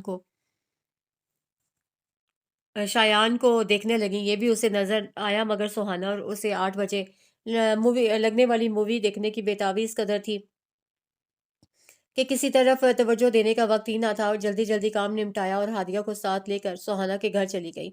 वापसी पर वो हैरान रह गई कि 2 घंटे, कम से कम 2 घंटे बाद भी वो सब डाइनिंग टेबल पर उसी पोजीशन में बैठे गुफ्तगू कर रहे थे। चाय का एक ताज़ा तरीन दौर चल रहा था। पापा खुश थे, भाभी पुरजोश, रेहान भाई हमा तनगोश, शानी भाई कुछ घबराए कुछ सिटविटाए से। नोमी उनकी पीठ थपकता हुआ। रुमान को ये सारी सूरत हाल बड़ी दिलचस्प सी लगी। वो वहीं चेयर घसीट कर बैठ गई। हादिया अलबत्ता नींद की मारी फौरन अपने कमरे में चली गई ताकि जल्दी से ईशा की नमाज और तरावी अदा करके बिस्तर संभाले। रुमान को हमेशा से तरावी भाभी के साथ अदा करने की आदत थी और भाभी घर के सब कामों से फारिग होकर बच्चों को सुलाकर सुकून से ये फरीजा अंजाम देती। क्या चल रहा है, उससे अपनी दिलचस्पी जाहिर की। तुम्हारे भाई को शादी पर रजामंद करने की बाजाब्ता और बाजमात कार्रवाई अदा हो रही है, जवाब रेहान भाई ने दिया। कॉफ़ी पिला पिला कर आप उन्हें ताज़ा दम भी करती जा रही हैं ताकि वो अपने मौके पर मजबूती से डटे रहें। अरे भाभी, ये हमला इफ्तारी से 1 घंटा कबल करना था। भाई के हथियार डालने के इम्कानात ज़्यादा थे। आखिर खाली पेट कितनी देर डटे रहते। काफ़ी अरसे बाद ये मौजू ज़ेर बहस आया था, इसलिए रुमान ने इस मौका से फ़ायदा उठाने का सोचा। उसका ख्याल था कि जैसे ही शानी भाई ज़रा से रजामंद होते दिखाई दिए वो यहीं सबके सामने सुहाना का नाम ले लेगी और सभी इस तजवीज़ पर खुश हो जाएंगे। सुहाना का के नाम पर किसी को एतराज़ करने की ज़रूरत भी क्या थी? मैंने शायान से ज़्यादा पेट भर कर खाया है, इसलिए ज़्यादा फ़ॉर्म में हूँ, इसे मानते ही बनेगी। भाभी ने बलबला अंगेज़ अंदाज़ में दावा किया। मेरी समझ से बाहर है कि हर 2-3 महीने बाद आपको ये क्या दौरा पड़ जाता है। मैं ना तो बूढ़ा हो रहा हूँ, ना उम्र रसीदा। 27-28 साल इतनी उम्र भी नहीं जो आप सब यूँ सर जोड़ के मेरा बर ढूँढने बैठ जाते हैं।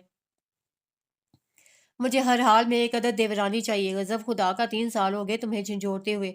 टस से मस नहीं हो रहे हो। और क्या तुम्हारी इसी हठधर्मी का खमियाजा मुझे भुगतना पड़ता है। रेहान भाई ने अपना दुखड़ा रोया। ना सास, ना जिठानी, ना देवरानी। बेचारी मेरी बेगम किस पर अपनी भड़ास निकाले, अपने ससुराली चाव कहाँ से पूरे करे। ले देकर एक मिस्कीन सा शोहर है जिसे मशके सितम बनाया जाता है। अरे भाईजान, बस इतनी सी बात थी। नौमी ने लाड से पुचकारा। मेरी प्यारी भाभी को सिर्फ देवरानी ही चाहिए थी तो मुझसे कहती मैं हाजिर हूँ। मुझे देवरानी गोद में खिलाने के लिए नहीं चाहिए बेटा जी, और फिलहाल तुम्हारी उम्र के हिसाब से तुम्हें बीवी भी ऐसी ही मिलेगी। बस शायान, मैंने कह दिया, तुम्हें मेरी बात का भी इसी वक्त जवाब देना होगा। अभी इसी वक्त वो बौखला गए।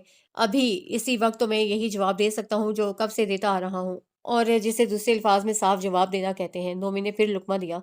बेटा, मैं हमेशा तुम्हारी सुनकर खामोश हो जाया करता हूँ कि जब वक्त आएगा और जब तुम ज़हनी तौर पर तैयार होगे तो अल्लाह के करम से ये फरीज़ा भी अदा हो जाएगा। लेकिन अब तुम्हारी भाभी ने इन इतनी उम्दा और अच्छी बात कही है कि मेरा दिल बेख्तियार हो बैठा है।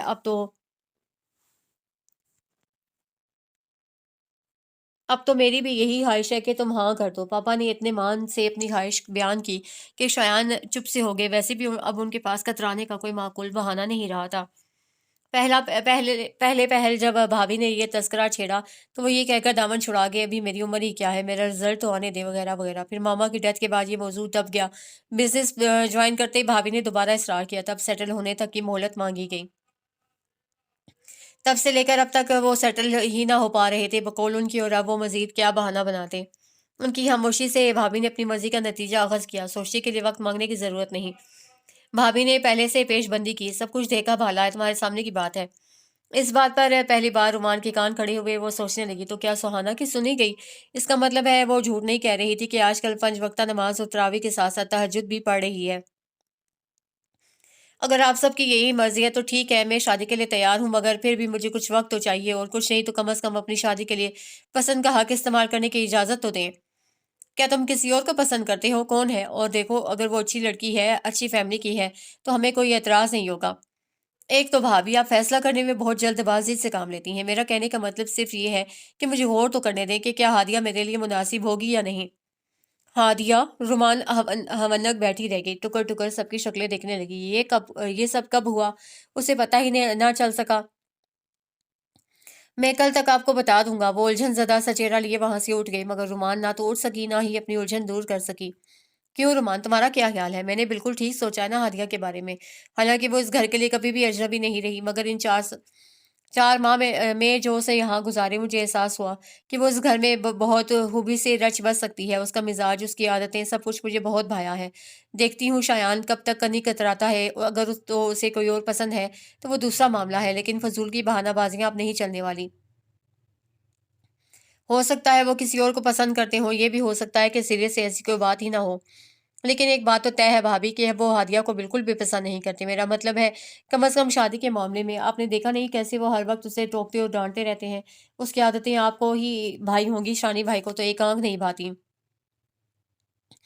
اس کے ڈانٹنے ڈپٹنے کی چھوڑو تم، انہوں نے لاپرواہی سے ہاتھ جھٹکا۔ وہ تو اس کی عادت ہے، کون ہے جو اسے فیضیاب نہیں ہو سکا؟ سہانا ہے تو نومی ہے، سبھی کو برابر کا حصہ ملتا ہے۔ اور تم دیکھ لینا جن عادتوں پر وہ چڑھتا ہے، شادی کے بعد انہی پر نثار ہوتا پھرے گا۔ وہ اتنی پریقین تھی شایان کے معاملے میں کہ رومان نے مزید بحث کرنا مناسب نہ سمجھا۔ دل میں ایک موہوم سی امید تھی کہ ہو سکتا ہے شانی بھائی خود ہی انکار کر دیں اور وہ متبادل کے طور پر سہانا کا نام لے لے، اور اگر شانی بھائی نے اس کے لیے بھی انکار کر دیا تو ایک اور خدشہ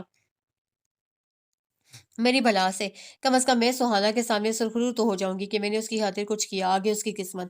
ٹہلتے ٹہلتے آخر اس نے ایک فیصلہ کر ہی لیا، نتیجہ چاہے کچھ بھی ہو، بات تو ضرور کرنی ہے۔ سحری کا وقت ایک تو یوں بھی مناسب نہیں تھا اس ذکر کے لیے، دوسرا حسب معمول سہانا بنفس نفیس موجود تھی۔ سحری کے بعد نماز پڑھتے ہوئے اور تلاوت کرتے ہوئے رومان نے صدقے دل سے دعا مانگی۔ دعا مانگتے ہوئے اس نے بھابھی سے پوچھا تھا، بھابھی اگر کسی بہت ناممکن سی بات کے لیے دعا مانگنی ہو کہ وہ ہو جائے تو کس طرح دعا کرنی چاہیے کہ وہ فوراً پوری ہو جائے؟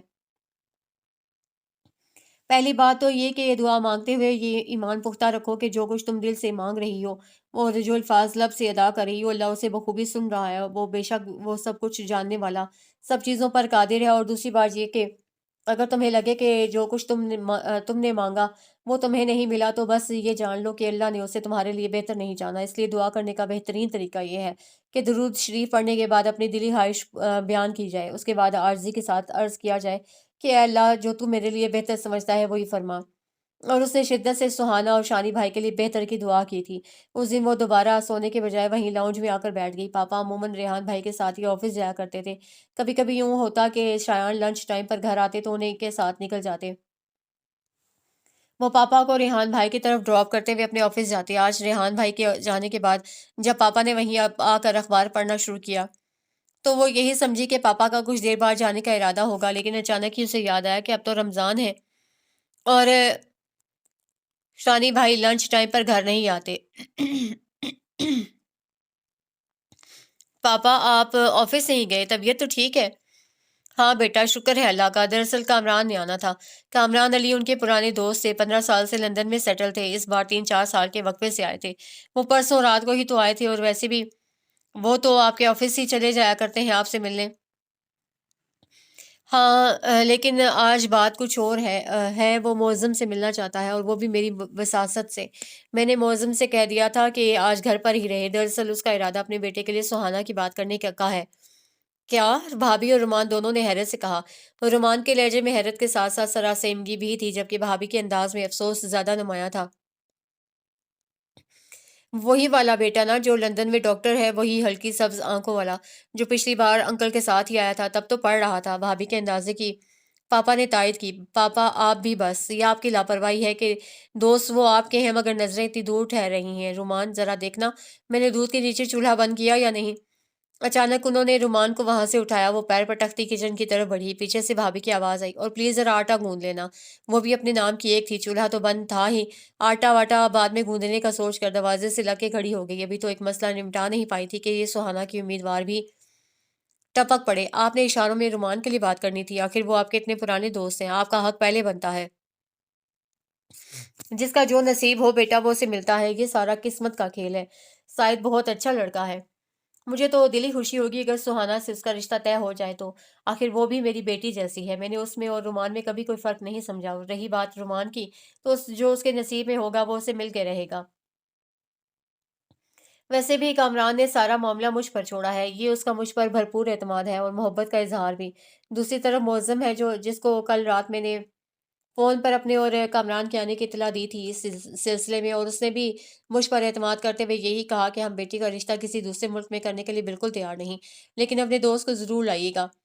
अगर अल्लाह के करम से बात आगे बढ़ी और हमें घराना भा गया, तो हम सिर्फ़ आपकी गारंटी पर ये रिश्ता तय करने के बारे में सोचेंगे, वरना इकलौती बेटी को इतनी दूर भेजने की हिम्मत नहीं है। अब तुम बताओ, जहाँ दोस्तों का के एतमाद का ये आलम हो, वहाँ क्या मैं ऐसी ओछी बातें करता अच्छा लगूंगा? मुझे तो ये डर है कि अगर मौज़म ने वाक़ई दूर भेजने की वजह से या किसी और वजह से ये प्रपोज़ल कबूल ना किया, तो कहीं कामरान के दिल में ये ख़्याल ना आए कि मैंने दयानतदारी से काम ये रिश्ता तय कराने की कोशिश ही नहीं की और इसकी वजह मेरी अपनी बेटी है।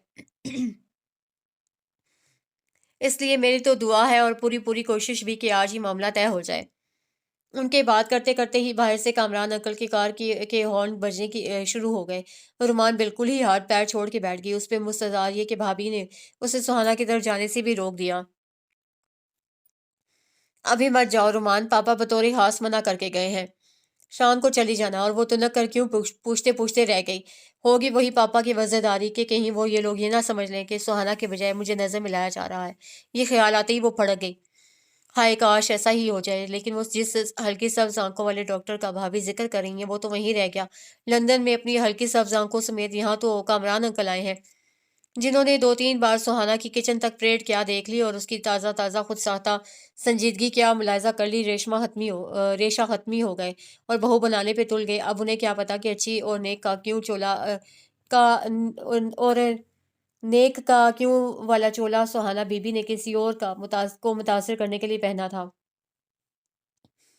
उसे जिसे ना तो किचन में दिखाए शोबदे नज़र आए, ना ही मुदब्बिराना सी मुस्कुराहट और दानिशवराना गुफ्तगू। अगर कहीं वो आया होता, वो हल्की सब्ज़ आँखों वाला डॉक्टर, तो उसकी तवज्जो वहाँ से हटाकर यहाँ करना मुश्किल ना था।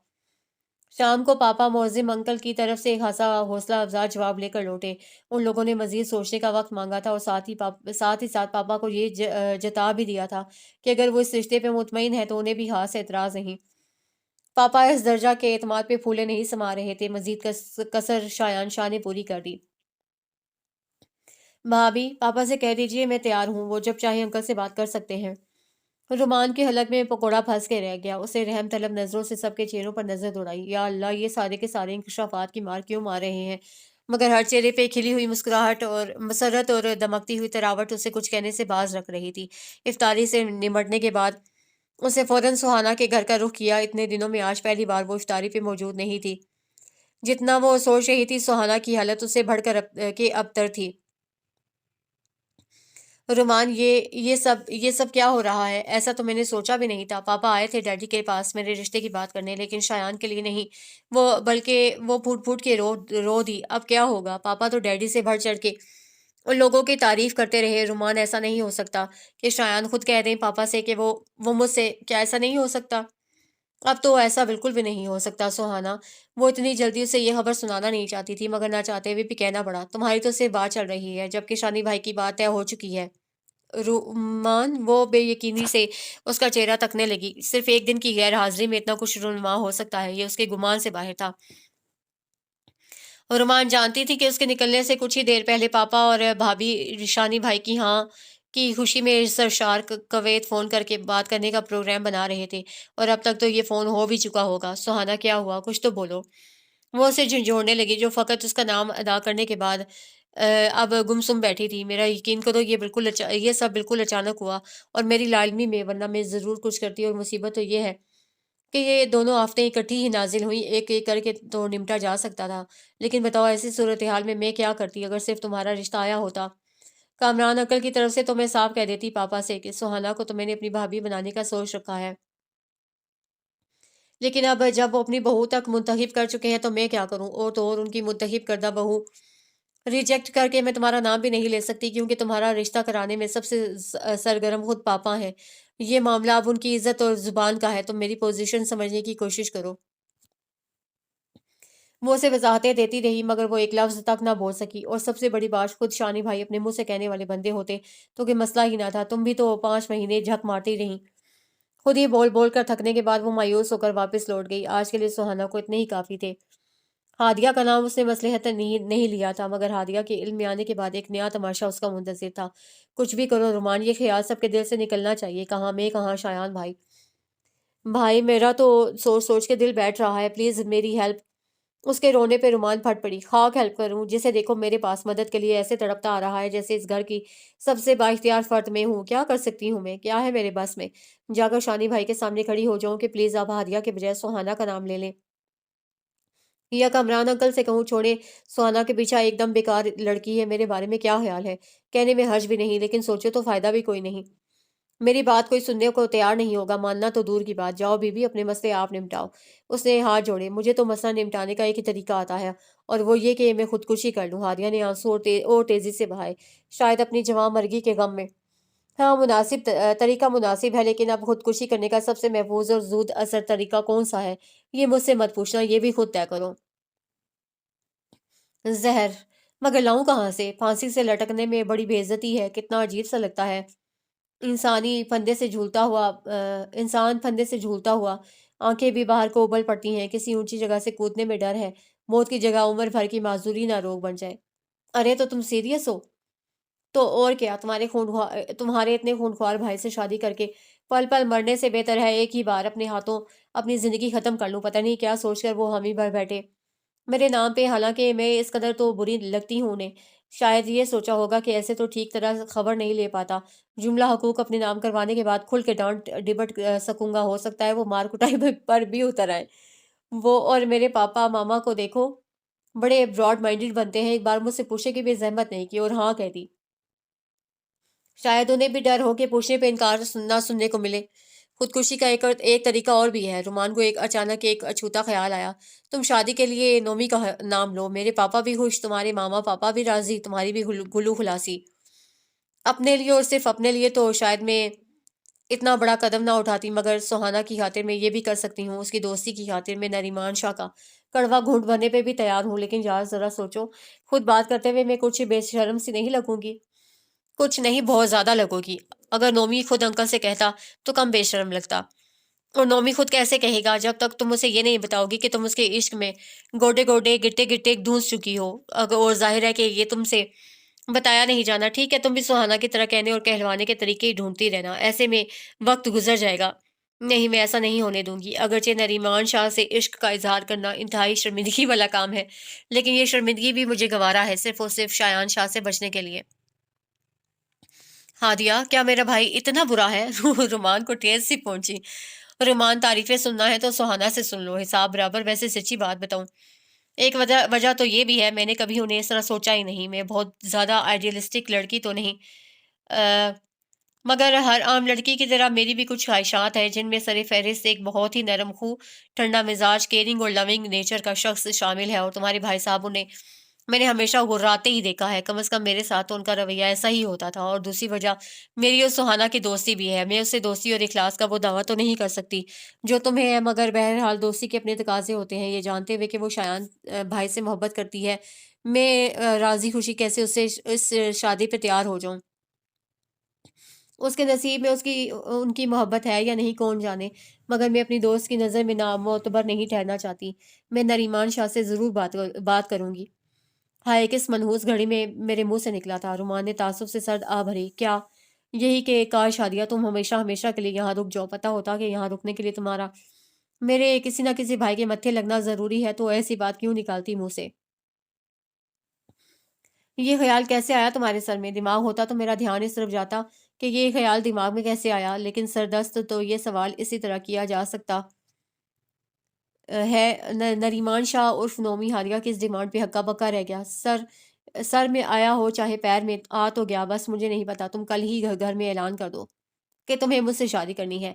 मुझे पक्का यकीन है तुम्हारे भाई तुम्हारे हक में दस्तबरदार हो जाएंगे।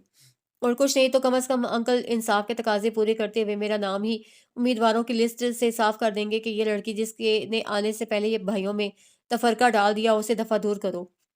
یعنی کہ مسئلہ یہ نہیں کہ تمہیں نریمان شاہ چاہیے، بلکہ مسئلہ یہ ہے کہ تمہیں شایان شاہ مطلوب نہیں۔ وہ ذرا سا مایوس ہوا۔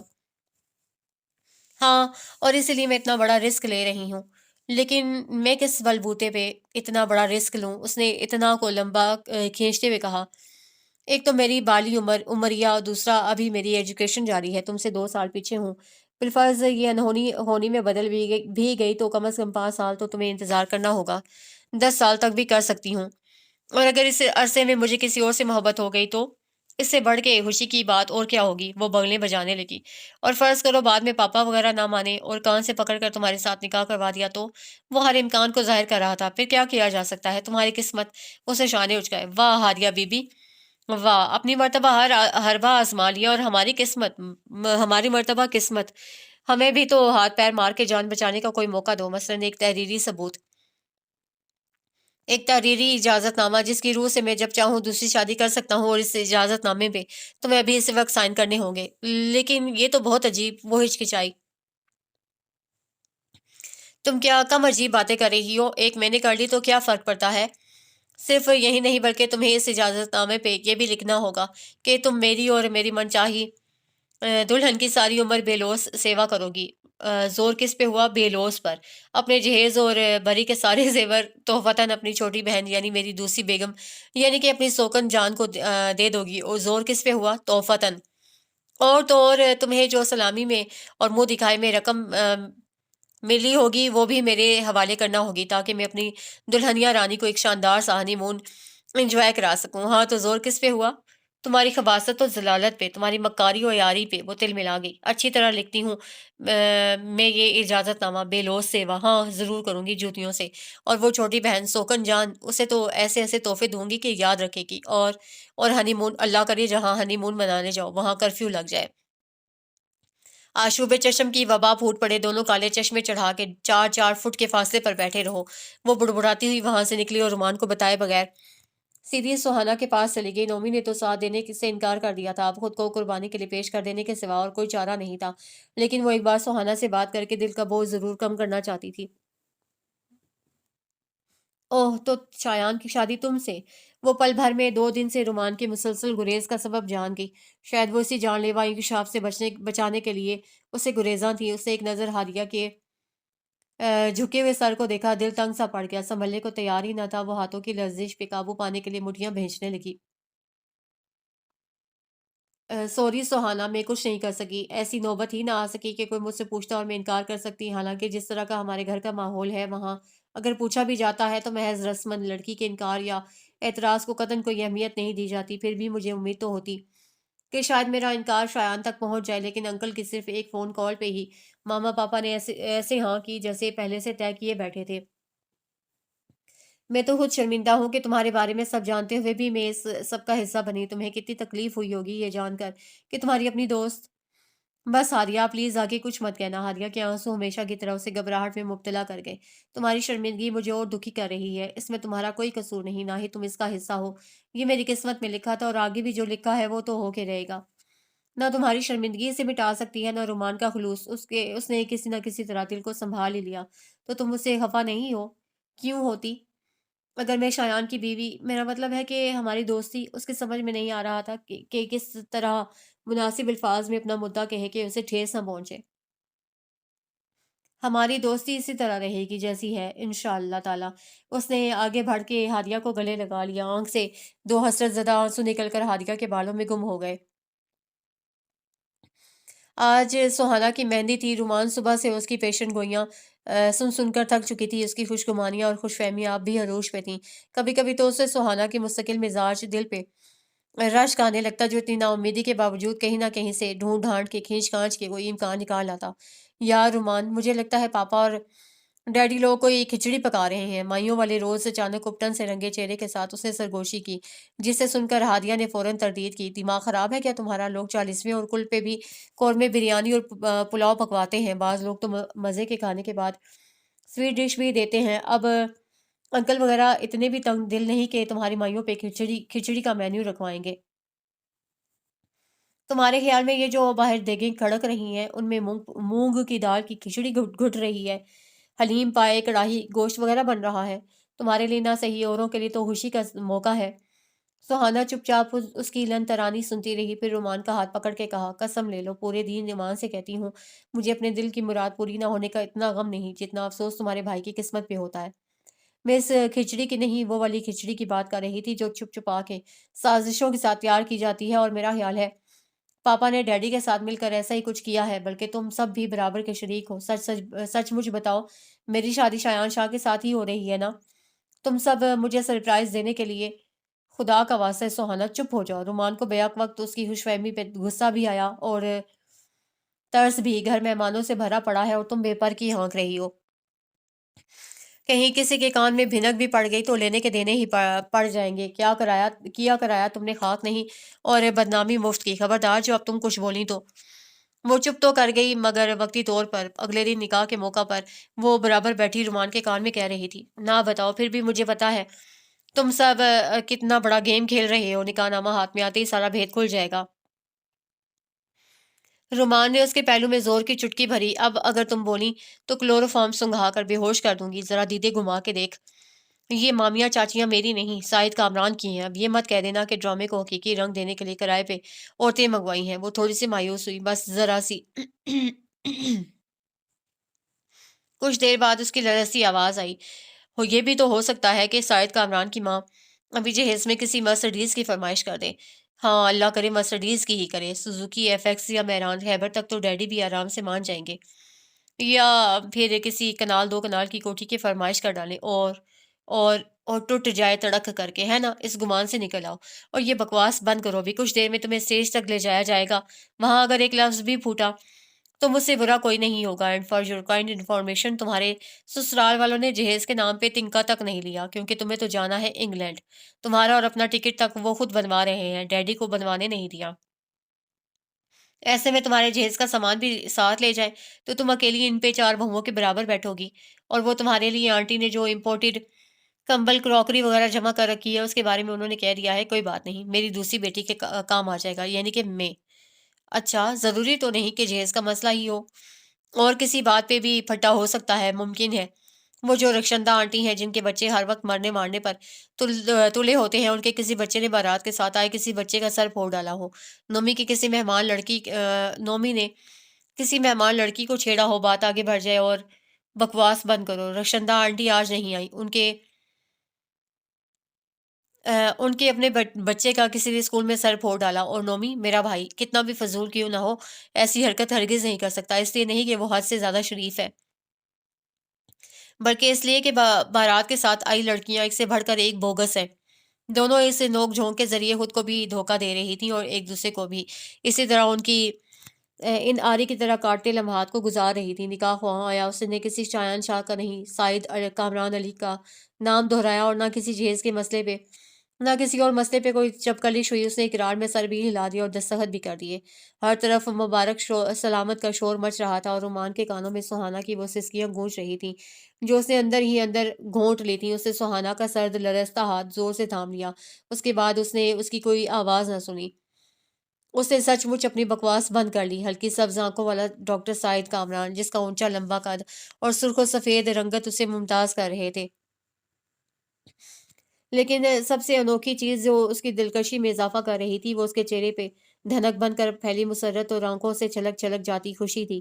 وہ ایک آسودہ سی مسکراہٹ لیے بیٹھا تھا، اور ہر ایک منٹ بعد اپنے پہلو میں آچھی نارنجی اور اسکن کلر کے امتزاج سے تیار شرارے میں انگارہ بن کر دہکتی سہانا پہ ایک مسرور اور مطمئن نگاہ ڈالنا نہ بھولتا تھا۔ اللہ کرے یہ شخص تمہیں اس قدر چاہے، اتنا چاہے کہ تم میرے بھائی کو بھول جاؤ، اور اللہ کرے تم اپنی حماقتوں پہ قابو پا لو تاکہ اس شخص کی محبتوں کی کوئی کمی نہ ہونے پائے۔ اس نے چپکے سے دعا کی اور پلٹی۔ اسے پتہ ہی نہ تھا کہ شایان شاہ اس کے بالکل پیچھے کھڑے تھے۔ اس نے ان کو متوجہ کرنا چاہا، مگر ان کے سرد چہرے پر فروزاں 2 شعلے، وہ 2 آنکھیں، اس نے ان کے تعاقب میں نظریں دوڑائیں۔ یہ 2 شعلے سہانا تک آنچ دے رہے تھے، مگر وہ اس آنچ کی حدت کو محسوس کرنے کے دور سے گزر چکی تھی۔ رومان نے بے یقینی سے ایک بار پھر ان کے چہرے کو پڑھنا چاہا۔ چہرہ گو انہوں نے پتھریلا بند کر رکھا تھا، مگر آنکھیں انہیں پگھلنے اور پگھل کر گھلنے سے وہ روک نہ پا رہے تھے۔ جب سے ہولا بھابھی نے رومان کو فون کر کے بتایا تھا کہ سہانا اس بار عید پاکستان میں منانے آ رہی ہے، تب سے ہی وہ بھی میکے جانے کو بے چین تھی۔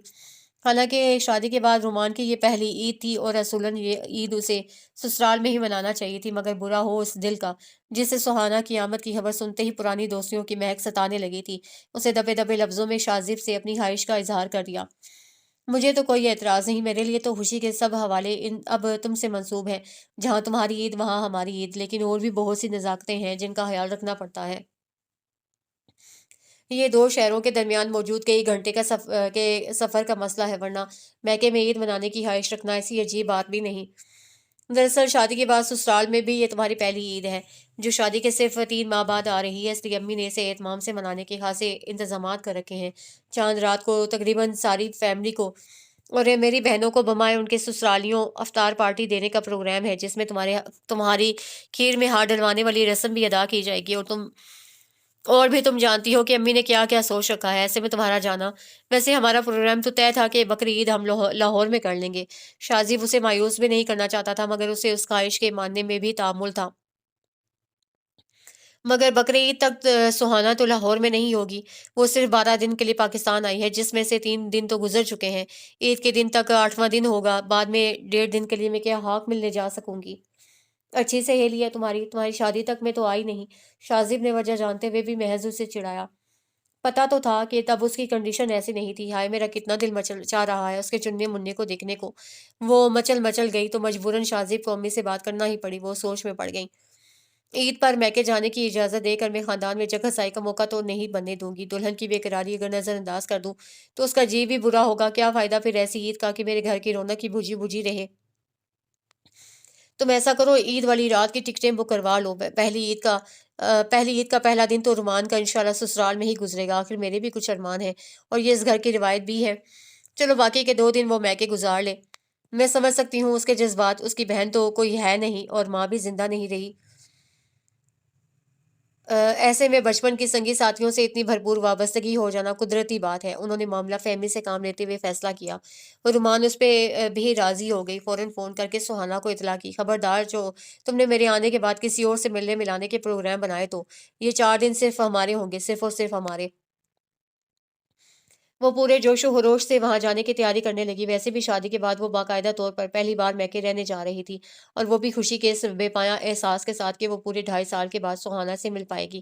سہانا کی شادی کے بعد ہادیہ نے بھی بھابھی بن کر اس کے گھر آنے میں دیر نہیں لگائی، اور اس نے رزلٹ آنے کے بعد ماسٹرز کرنے کا ارادہ باندھ لیا۔ فائنل ایگزامز دیتے ہی پاپا نے اس کی بات طے کر دی۔ خولا بھابھی کے میکے سے آیا تھا یہ پروپوزل۔ شازیب کراچی میں رہتا تھا اور ملٹی نیشنل کمپنی میں اچھی پوسٹ پہ تھا۔ سہانا چاہنے کے باوجود نہیں آ سکتی تھی، انہی دنوں میں اس کی ڈیلیوری متوقع تھی۔ اللہ، کس قدر خوبصورت ہو گئی ہو شادی کے بعد۔ رومان سیدھی اس کے گھر کے آگے اتری تھی۔ شازیب ابھی گاڑی سے اتر ہی رہا تھا کہ وہ بھاگ کر اندر بھی چلی گئی۔ وہ سر جھٹک کے ہنس پڑا اور اب سہانا اسے گلے سے لگائے والہانہ نظروں سے دیکھتے ہوئے کہہ رہی تھی، اور تم شادی کے بعد کتنی صاف گو، کتنی سمجھدار ہو گئی ہو، یعنی اب تمہیں میرا حسن بھی نظر آنے لگا۔ کافی دیر تک دونوں پرانی باتیں یاد کرتی رہیں۔ سہانا کا چننا مننا اپنی نانی کے پاس تھا۔ رات کے 2:30 بجے تو رومان کو شازیب کا خیال آیا۔ وہ کچھ دیر پہلے نومی کے ساتھ گھر جا چکا تھا۔ اسے فون کر کے اس سے یہ رات یہاں رکنے کی اجازت مانگی۔ وہ نیند سے بوجھل آواز کے ساتھ بولا، آدھی تو بغیر اجازت کے ہی گزر گئی۔ میری طرف سے تم بھلے 2 راتیں رک جاؤ، مگر کم از کم یہاں آ کر اپنے پاپا اور بھائیوں بھابھیوں سے مل تو جاتی۔ اس کے احساس دلانے پہ وہ شرمندہ ہو گئی۔ ہاں، مجھے تو خیال ہی نہیں رہا۔ خیر کوئی بات نہیں، انہیں پتا ہے کہ میں کتنے عرصے بعد سہانا سے مل رہی ہوں، اور اس وقت مجھے کسی اور بات کا ہوش نہیں ہے۔ سچ کہہ رہی ہو، واقعی انہیں اندازہ ہے، شاید اسی لیے کسی نے تمہارا انتظار کرنے کی زحمت گوارا نہیں کی۔ وہ ہنس پڑا۔ کیا کہہ رہے تھے تمہارے صاحب؟ سہانا نے کریدا۔ تم بتاتی ہو کہ تمہارے صاحب کیا کیا کچھ کہتے ہیں۔ اچھا، آج رات تو ہم یہاں رت جگہ کریں گے، کل تم وہاں آ جانا، ہادیہ بھی ہوگی۔ توبہ کیا قسمت ہے اس لڑکی کی، کل تک میری ڈانٹ کھانے اور سلواتیں سننے والی آج بھابھی جان کا اسٹیٹس پائے بیٹھی ہے۔ ریان نے اس کی حرکتیں یاد کر کے کھل کر کہکا لگایا۔ ظاہر ہے میرے بڑے بھائی کی بیگم ہے، لیکن کل ہم یہ بھلا دیں گے کہ وہ ہماری بھابھی ہے۔ کل ہم پھر سے پرانی یادیں تازہ کریں گے، ہے نا؟ اس کے سوال کے جواب میں سہانا تلخ سی ہنسی ہنس دی۔ بعض یادیں کریدنے پہ بھی ویسی نہیں نکلتی رومان، جیسا کہ ہم نے انہیں چھوڑا ہوتا ہے۔ کیا مطلب؟ وہ ٹھٹکی۔ کچھ خاص نہیں، ویسے ہی کہہ رہی تھی کہ تم تو یادیں تازہ کر سکتی ہو، مگر میں اور ہادیہ چاہیں بھی تو نہیں۔ اس کی چننی منی اور میرا چننا مننا۔ وہ ہنس پڑی، مگر رومان کو صاف لگا کہ وہ کچھ کہتے کہتے بات پلٹ گئی ہے۔ یہ دونوں ہمیں ٹک کے 1 گھنٹہ بھی کہیں نہ بیٹھنے دیں گے۔ تم ساری رات کی بات کرتی ہو۔ तुम अपना पीस यहीं छोड़ जाना आंटी के पास, और हादिया अपना पीस खोला भाभी को दे देगी। खोला भाभी पहले भी बखुशी ये जिम्मेदारी उठाती रही हैं, वो बजिद रही तो बिलाखिर सुहाना को कहना ही पड़ा, नहीं रुमान प्लीज, मुझे मजबूर मत करो, मैं वहां दोबारा नहीं जाना चाहती। इस एक हफ्ते में मैं 3 बार वहां गई हूँ, और तीनों बार ही हादिया के रवैये से मेरा दिल बहुत दुखा है। पहले मैंने उसे अपना वहम कहकर झुटलाना चाहा, दूसरी बार मुझे एहसास हुआ कि ये वहम नहीं है। हादिया ना सिर्फ जानबूझ के मुझे नजरअंदाज कर रही थी, बल्कि साफ जाहिर था कि उसे मेरा आना नागवार गुजरा है। और ईद की सुबह पापा ने नाश्ता अपने हाँ करने की दावत दी, तो ना चाहते हुए भी जाना पड़ा। और यकीन करो,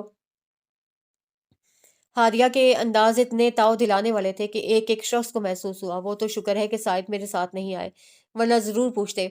बताओ मैं क्या जवाब देती। वो तो मुझसे यूं नाला और शाकी है जैसे मैं 12 दिन के लिए नहीं आई, बल्कि उसकी जिंदगी पे कब्जा करने आई हूँ। दरअसल बाज ये है सुहाना कि वो रुमान को मुनासिब न लग रहा था कि वो यूं उसे गुजरी बातों का हवाला दे। अब जबकि वो अपनी जिंदगी से मुतमईन है, तो पुराने हवाले देकर खुद उतारने से क्या हासिल। हाँ, मैं जानती हूँ कि तुम क्या कहना चाहती हो, यही कि वो उससे खुद ये मुश्किल आसान की, और धीमे लहजे में कहने लगी, तुम यही कहना चाहती हो ना, वो अब तक मेरी शायान के हवाले से पुरानी बातों को याद रखे हुए है। हो सकता है ये सच हो, मगर तुम्हारी तरह वो भी तो मेरी दोस्त है, मेरे पल पल से वाकिफ रही है। उसे अच्छी तरह पता है कि ये सिर्फ मेरे अपने जज्बात है, और वो भी वक्ती, उनकी हवा तक नहीं लगी कि कभी शायान को। फिर वो किस बात से खाइफ है। एक बात तो बताओ सुहाना, क्या ये तुमने अभी अभी बिल्कुल सच कहा है कि शादी भाई के लिए तुम्हारे जज्बात वक्ती और सतही थे? मैंने सिर्फ वक्ती का लफ्ज इस्तेमाल किया है, तुम अपनी तरफ से फुंदने मत टांको। सतही तो नहीं थे, क्योंकि मैं जानती थी कि तब मैं जो महसूस कर रही थी सच्चे दिल से कर रही थी। हाँ, अलबत्ता ये जरूर था कि मैंने वक्ती पसंदीदगी और अट्रैक्शन को मोहब्बत का टैग लगाने में हासी जल्दबाजी से काम लिया। मोहब्बत क्या है इसका एहसास मुझे शायद कामरान के साथ रह कर हुआ। भाभी ठीक कहती थीं कि निकाह के बोल दो फरीकों के दरमियान के दिल में खुद बहुत मोहब्बत जगा देते हैं। और पता है रुमान, ये वो मोहब्बत थी जिसका इजहार कभी मुझे साइद से नहीं करना पड़ा। मैं ना सिर्फ साइद के साथ खुश और मुतमईन हूँ, बल्कि ये तसव्वुर करके भी मेरा दिल बैठ जाता है कि अगर खुदा न हादसा मेरी शादी साइद के साथ ना हुई होती तो।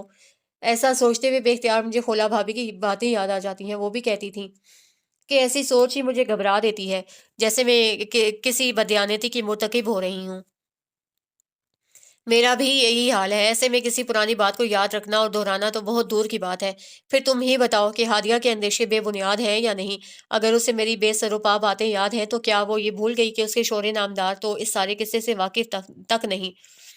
तुमने अपने बारे में तो कह दिया कि निकाह के दो बोल फरीकैन में लाजवाल मोहब्बत पैदा कर देते हैं, और वो अब वही मोहब्बत तुम्हें शायद कामरान से है। मगर तुम्हें याद रखना चाहिए सुहाना कि हादिया भी अब एक शादीशुदा औरत है। वो कितनी ही सादा दिल और रहमक क्यों ना हो, है तो एक आम सी लड़की। शादी के बाद वो भी शानी भाई के लिए वैसे ही जज्बात रखती है जैसे आप तुम अपने शोहर के बारे में रखती हो। शादी से पहले वो शानी भाई की हिज्जू में 2-2 घंटे क्यों ना मसरूफ रहती हो, अब कसीदा गोई में भी थकती नहीं। तुम उसकी बातों को दिल पर मत लो। तुम ठीक कह रही हो, लेकिन मैं खुदा ना हादसा उसके शोहर की कोई पुरानी, खैर छोड़ो उन बातों को, अब क्या रखा है इस जिक्र में। इसलिए तो मुझे हादिया के रवैये से ज्यादा तकलीफ हुई थी कि जिन बातों को मैं अरसा हुआ भुला चुकी हूँ, उनकी वजह से हमारी दोस्ती पे आंच कैसे आई। रात के 3:30 बज चुके थे। बातें करते करते वो कब सोई, रुमान को पता ही ना चला। उसे तकिया बराबर करके लाइट ऑफ की और उसके साथ ही लेट गई। सुहाना की कही बात एक बाज़-गज़श्त बन के उसके गिर्द गूंज रही थी, जिन बातों को अरसा हुआ मैं भुला चुकी। हाँ सुहाना, तुम तो भुला चुकी, मगर वो कैसे भुलाती जिसे पल पल याद दिलाया गया हो। अब मैं तुम्हें कैसे बताऊं कि शानी भाई के लिए तुम्हारी पसंदीदगी भले वक्ती ही क्यों ना हो, वो पता नहीं किस लम्हे के असीर हो के तुम्हें दिल में बसा चुके थे, और अब तक बसाए हुए हैं। मैं उन्हें एक नज़र में देख के पहचान गई थी। उस एक नज़र में जब मैंने उन्हें तुम्हें शायद के पहलू में बैठा देखते पाया था। और हादिया, वो तो 2.5 साल से पल पल उनके साथ है। क्या वो ना जानती होगी वो कैसे तुमसे मुस्कुरा कर बात करे, तुमसे जिसने उसके शोहर की सारी मुस्कुराहटें छीन रखी हैं। और मैं तुम्हें कैसे ये सब बता दूं कि शायान शाह ने तुम्हारा रिश्ता तय होने की खबर सुनकर ही हथियार डाले थे, और अगर ये रिश्ता उनके अपने पापा की वसासत से ना तय हुआ होता तो शायद वो उसे हाथ में ना लाते। मगर बात तो सारी पापा की इज्जत और साख की थी। उन्होंने अपनी ज़िम्मेदारी पे ये रिश्ता करवाया था। अब उन्हें कैसे मजबूर किया जाता कि वो अपने ही बेटे को सीढ़ी बनाकर इस रिश्ते को ख़त्म करते। सुहाना, तुम्हें शायान शाह ना मिल सके मगर शाहिद कामरान मिल गया, जिसने तुम्हें इतना चाहा जितनी चाहत की तुमने तमन्ना की थी, तुम सैराब हो गई। इसी तरह हादिया ने शायान शाह की तलब नहीं की थी मगर उसे शायान शाह मिल गया और उसने बेशक उसे एक पल को भी नहीं चाहा, वो सैराब ना हो सकी। मगर निकाह के बंधन वाली तुम्हारी बात ज़रूर सच साबित हो गई। उसे भी शायान शाह से मोहब्बत हो गई, जिसके बारे में वो कहा करती थी कि मुझे हैरत होती है, ये सोचकर कि कोई लड़की उनसे भी मोहब्बत कर सकती है। लेकिन सुहाना, तुम और हादिया दोनों पगलियां, क्या जानो शायान शाह के दिल का हाल। ये दिल एक मर्द का है, एक ऐसे मर्द का जिसने सुहाना को चाहा। वो उसे ना मिल सकी मगर हादिया शाह मिल गई, जिसने उसे इतना चाहा जितनी चाहत की उसे तमन्ना की। मगर वो सैराब ना हुआ, कैसे होता? वो शायान शाह था, एक मर्द, अपनी मर्जी से कम पे राजी ना होने वाला। दी एंड।